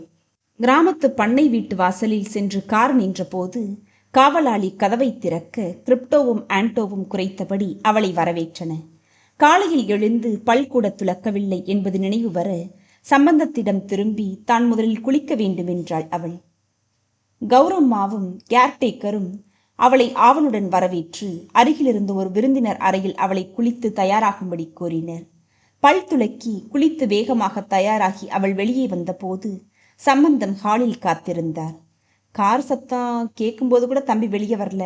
நீங்க வந்துட்டீங்களான்னு கூட பார்க்கறதுக்கு வரல. என்னன்னு புரியலையே. அதோ அவர் எப்பவும் தங்குற அதே ரூம்ல தான் இருக்கிறாங்க. நீங்க போங்கம்மா, பெஸ்ட் ஆஃப் லக் என்று வாழ்த்தி அனுப்பி வைத்தார். எதிரே தெரிந்த அவனுடைய அறையில் தென்னவன் இல்லை. இடையில் இருந்த மற்றொரு வாசலில் அவள் தங்கியிருந்த அறைக்கு செல்லும் கதவு திறந்திருக்க மெதுவாக அங்கு சென்றாள். அங்கு ஜன்னலோரம் நின்று வெளியில் தெரிந்த வானத்தை வெறித்தபடி இருந்தான் தென்னவன். பின்புறம் காலடி யோசையை உணர்ந்ததும், என்னண்ணே அவ வரலையா? அதை சொல்ல இதுக்கு இவ்வளவு நேரம், இத்தனை தயக்கம்? எனக்கு தெரியும் அவ வரமாட்டான்னு விரக்தியான குரலில் முடித்தான். இல்ல, நான் வந்துட்டேன். மெலிதாய் சற்று நடுக்கத்துடன் ஒலித்த அந்த குரலில் வேகமாக திரும்பியவனின் விழிகள் நம்ப முடியாமல் விரிந்தன. இந்த 2 நாட்களில் சரியாக சாப்பிடாமல் ஒழுங்காக சவரம் செய்யாததில் பெரிதும் ஓய்ந்து தெரிந்தான் அவன். எதிரே அவளை கண்டதும் நம்ப முடியாமல் அவன் உறைந்து நின்றது சில வினாடிகளே இருக்கலாம். மறுகணமே வேகமாக அவளிடம் வந்தவன் ஏனோ சில அடி தூரத்திலேயே சட்டென்று முகம் இறுகி நின்று விட்டான். திடீரென்று அவன் விழிகளில் இனம் புரியாத தவிப்பும் காயப்பட்ட ரணமும் கசிவதாய் இருந்தது. அமைதியாய் நீண்ட மணித்துளிகள் சட்டென்று கலைந்தன வர்தினியின் குமுறலினாள். தென்னவன், ஏன் நீங்க துரத்தி துரத்தி விரும்புனீங்க? இப்ப ஏன் இப்படி மௌனமா விலகி நிற்கிறீங்க? எனக்கு பயமா இருக்கு, ஏதாவது பேசுங்க, தவிப்புடன் உரைத்தாள். நான் வந்ததுல உங்களுக்கு சந்தோஷமே இல்லையா? ஏன் இப்படி நிற்கிறீங்க? கண்ணீருடன் தாழ முடியாமல் கேட்டுவிட்டாள் அவள். என்ன செய்யணுங்கிற? என்னுடைய விரல் நுனி பட்டாதான் ஏதாவது செஞ்சுப்பேன்னு முடிக்க முடியாமல் ஒருவித அலைப்புறுதலுடன் நிறுத்தியவனின் முகத்தில் தெரிந்த வலியும் மௌன கதறலும் அவளை அப்படியே சரித்து வீழ்த்தின. மறுநொடியே தன் தவறை உணர்ந்து, sorry sorry Thennavan, I love you என்றபடி ஓடி வந்து அவனை அணைத்து கொண்டு விசும்ப ஆரம்பித்தாள் வர்தினி. சட்டென்று தன்னிலை உணர்ந்து அவள் விலக கண்களில் பொங்கிய குறுஞ்சிரிப்புடன் அவளை விட மறுத்தான் தென்னவன். பிளீஸ், செல்லமாய் அவள் சினுங்க தன் கைப்பிடியிலேயே அவளை நிறுத்தியவன், ஹே, நீ இப்படி மாறினது எப்பன்னு நான் தெரிஞ்சுக்கலாமா? மென்குரலில் கேட்டான். உடனே மையலுடன் அவள் மார்பில் சாய்ந்தவள், தெரியலையே, முதல்ல சென்னையில் உங்களை பார்த்தப்பவே நான் கொஞ்சம் சலனப்பட்டேன்னு நினைக்கிறேன். ஆனால் அப்போ நான் அதை உணரலை. இங்கே வந்ததுக்கப்புறம் பல நேரங்களில் நீங்கள் தேங்க்ஸ் தெரிவிச்சப்பெல்லாம் ஒரு கணம் நான் என்னை அறியாமலே என் மனசை உங்ககிட்ட இழந்திருக்கேன். ஆனால் அப்பவும் கூட எனக்கு அது புரியலை. அப்புறம் என்னைய சிறை வச்சப்பவும் உங்கள் மேலே கோபந்தான் வந்துச்சு. ஆனால் என் விருப்பத்துக்கு மதிப்பு கொடுத்து என்னை தொட்டா நான் செத்துடுவேன்னு உடனேயே தவிச்சு போய் என்னை நீங்கள் அனுப்பின விதம்தான் என்னோட ஆழ் மனசில் இருந்த காதலையும் உங்கள் நேசத்தையும் வலிமையோடு உணர்ந்தேன். அப்புறம் ஊருக்கு போனதுக்கப்புறம் அம்மா மேலேயும் அங்கிள் மேலேயும் எந்த தப்பும் இல்லை. எல்லா தவறையும் செஞ்சது எங்கள் அப்பா தானே தெரிய வந்துச்சு. என் மனசில் பெரிய மாற்றம். உடனே அங்கிள் கிட்ட எல்லாம் பேசிட்டு அவசரமாக கிளம்பி வந்துட்டேன். ஆனால் நீங்கள் தான் என்னை அழைக்க ஸ்டேஷனுக்கு கூட வரல. சலுகையுடன் அவன் வலிய மார்பில் குத்தியபடி சினுங்கினாள். உங்களுக்கு எப்போ என் மேலே இப்படி ஒரு தீவிர அன்பு வந்துச்சு? சிறு குழந்தையாய் விழிவிரித்து கேட்டாள் வர்தினி. முதல்ல உன்னைய தியேட்டர் வாசல்ல பார்த்தேன்னு அன்னைக்கே, அவன் கூறியதும் வியப்புடன் நிமிர்ந்தவள், அப்போ இங்கே ஊருக்கு வந்தப்ப தெரியாத மாதிரியே நடந்துக்கிட்டீங்க. என்னைய முன்னாடி பார்த்ததே இல்லாத மாதிரி பழகுனீங்களே? ஆர்வத்துடன் கேட்டாள். நீயும் தான் என்னை தெரிஞ்ச மாதிரி காட்டிக்கல. எனக்கு இந்த முதல் பார்வையிலேயே காதல் இதெல்லாம் நம்பிக்கையே இல்லை. ஆனால் அந்த அனுபவம் எனக்கே கிடைச்சப்ப என்னால் நம்பவே முடியலை. என் கண்கள் உன்னைய தீண்டிய அன்னைக்கு அந்த ஒளிர்தல்ல என்னையே நான் முதல்ல தரிசிச்சேன் தெரியுமா? அப்புறம் உன்னை பீச்சில் பார்த்தேன். அதுக்கப்புறம் மகாலிங்க அங்கிளோட ரூமில் அவர் டேபிளில் உன் ஃபோட்டோவை பார்த்தப்ப தான் உன்னை யாருன்னு விசாரித்தேன். அப்போ தான் அங்கிள் நீ அவரோட வளர்ப்பு மகள்னு சொன்னாங்க. நான் உன்னைய பார்த்தது, விரும்ப ஆரம்பித்தது எல்லாத்தையும் உடனே சொன்னேன். அப்புறம் நான் ஊருக்கு வந்த அன்னைக்கு அப்பாவுக்கு மேசிவ் அட்டாக் வந்து அவன் நினைவுகள் பலமாக தடைப்பட்டன. ஓ சாரிங்க. மெல்ல அவனை அணைத்து ஆறுதல் படுத்தினாள் அவள். மறுகணமே தெளிந்தவன், அப்புறம் எதையுமே நினைக்க கூட நேரமில்லை. அம்மாவை ஆறுதல் படுத்த தொழிலை கவனிங்கன்னு என் கவனமே மாறி போனாலும் என் ஆள் மனசில் உன் ஞாபகம் மட்டும் அழியாமல் இருந்துச்சு. மகாலிங்க அங்கிளும் அப்புறம் அதை பற்றி எதுவுமே பேசலை. எங்கள் ஃபேமிலி கொஞ்சம் ஸ்டெபிளைஸ் ஆகட்டும்னு விட்டுருக்கலாம். 3 மாசத்துல அம்மாவும் கோமாவில் படுத்துட்டாங்க. உணர்வுகள் மறத்து போன நிலையில் அப்போ நான் இருந்தேன். அப்போ தான் ஒரு நாள் திடீர்னு அங்கிள் எங்ககிட்ட பேசினாங்க. அங்கே சென்னையில் நடந்த விவரங்கள் எல்லாம் சொன்னாங்க. எனக்கு அப்பா சொல்லி தான் அங்கிளை பற்றின விவரம் எல்லாம் தெரியும். உன்னை இங்கே அனுப்புகிறேன்னு அவர் சொன்னப்ப என்னால் நம்பவே முடியலை. உன்னை என் உயிராக பார்த்துக்கிறதா வாக்கு கொடுத்துட்டேன். நீயும் வந்த. எங்கள் அம்மாவுக்காக நீ பட்ட சிரமங்கள், காட்டின அக்கறை, எங்கள் வீட்டையே லவ்லியாக மாற்றினது, இப்படி எல்லாமே மேலும் சரிச்சு வீழ்த்திடுச்சு. அம்மாவும் குணமாக ஆரம்பித்த உடனே பெரிய நிம்மதி. இதுக்கெல்லாம் காரணம் என் தேவதைதான்னு நான் உருகி நின்னேன். ஆனால் என்னை நீ தான் புரிஞ்சுக்கவே இல்லை. ஒரு பெருமூச்சுடன் நிறுத்தினான். உடனே சாரிங்க என்றபடி அவன் கரங்களில் தன்னை ஈந்து அவன் தோள் சாய்ந்து கன்னத்தை அவன் மார்பில் மெல்ல பதித்து கொண்டாள் அவள். மறுகணமே அவனுடைய மனக்கிளையில் பூவாய் அவள் மலர்வு. நேசத்தின் ஸ்பரிசம் இருவருக்குள்ளும் வாசமிகு மலர்களாய், கற்கண்டின் தித்திப்பாய், குடையில்லா மழைச்சாரலாய், ஊஞ்சலாடும் உல்லாச நினைவுகளாய் மெல்ல நிறைந்தன. வெளியே மரங்கள் தன் கிளைக்கரங்களால் சூரியனை எட்டிப்பிடிக்க முயன்று தோற்று கொண்டிருந்தன. வீட்டின் பின்புறம் இருந்த அழகிய தோட்டத்தில் வண்ணத்து பூச்சிகள் சிறகு விரித்து காதலுடன் மலர்களை தேடி பறக்க பசுமை கவிதையாய் பரவி தெரிந்தன மலைத்தொடர்கள். கைஸ், இந்த கதை உங்களுக்கு பிடிச்சிருக்குன்னு நம்புகிறேன். இது மாதிரியான கதைகள் கேட்கணும்னா ப்ளீஸ் சப்ஸ்கிரைப். அது போக லைக், ஷேர் அண்ட் கமெண்ட். அப்போ தான் நான் அடுத்தடுத்து போடுற கதைகளுக்கான நோட்டிஃபிகேஷன் உங்களை வந்து சேரும். நன்றி.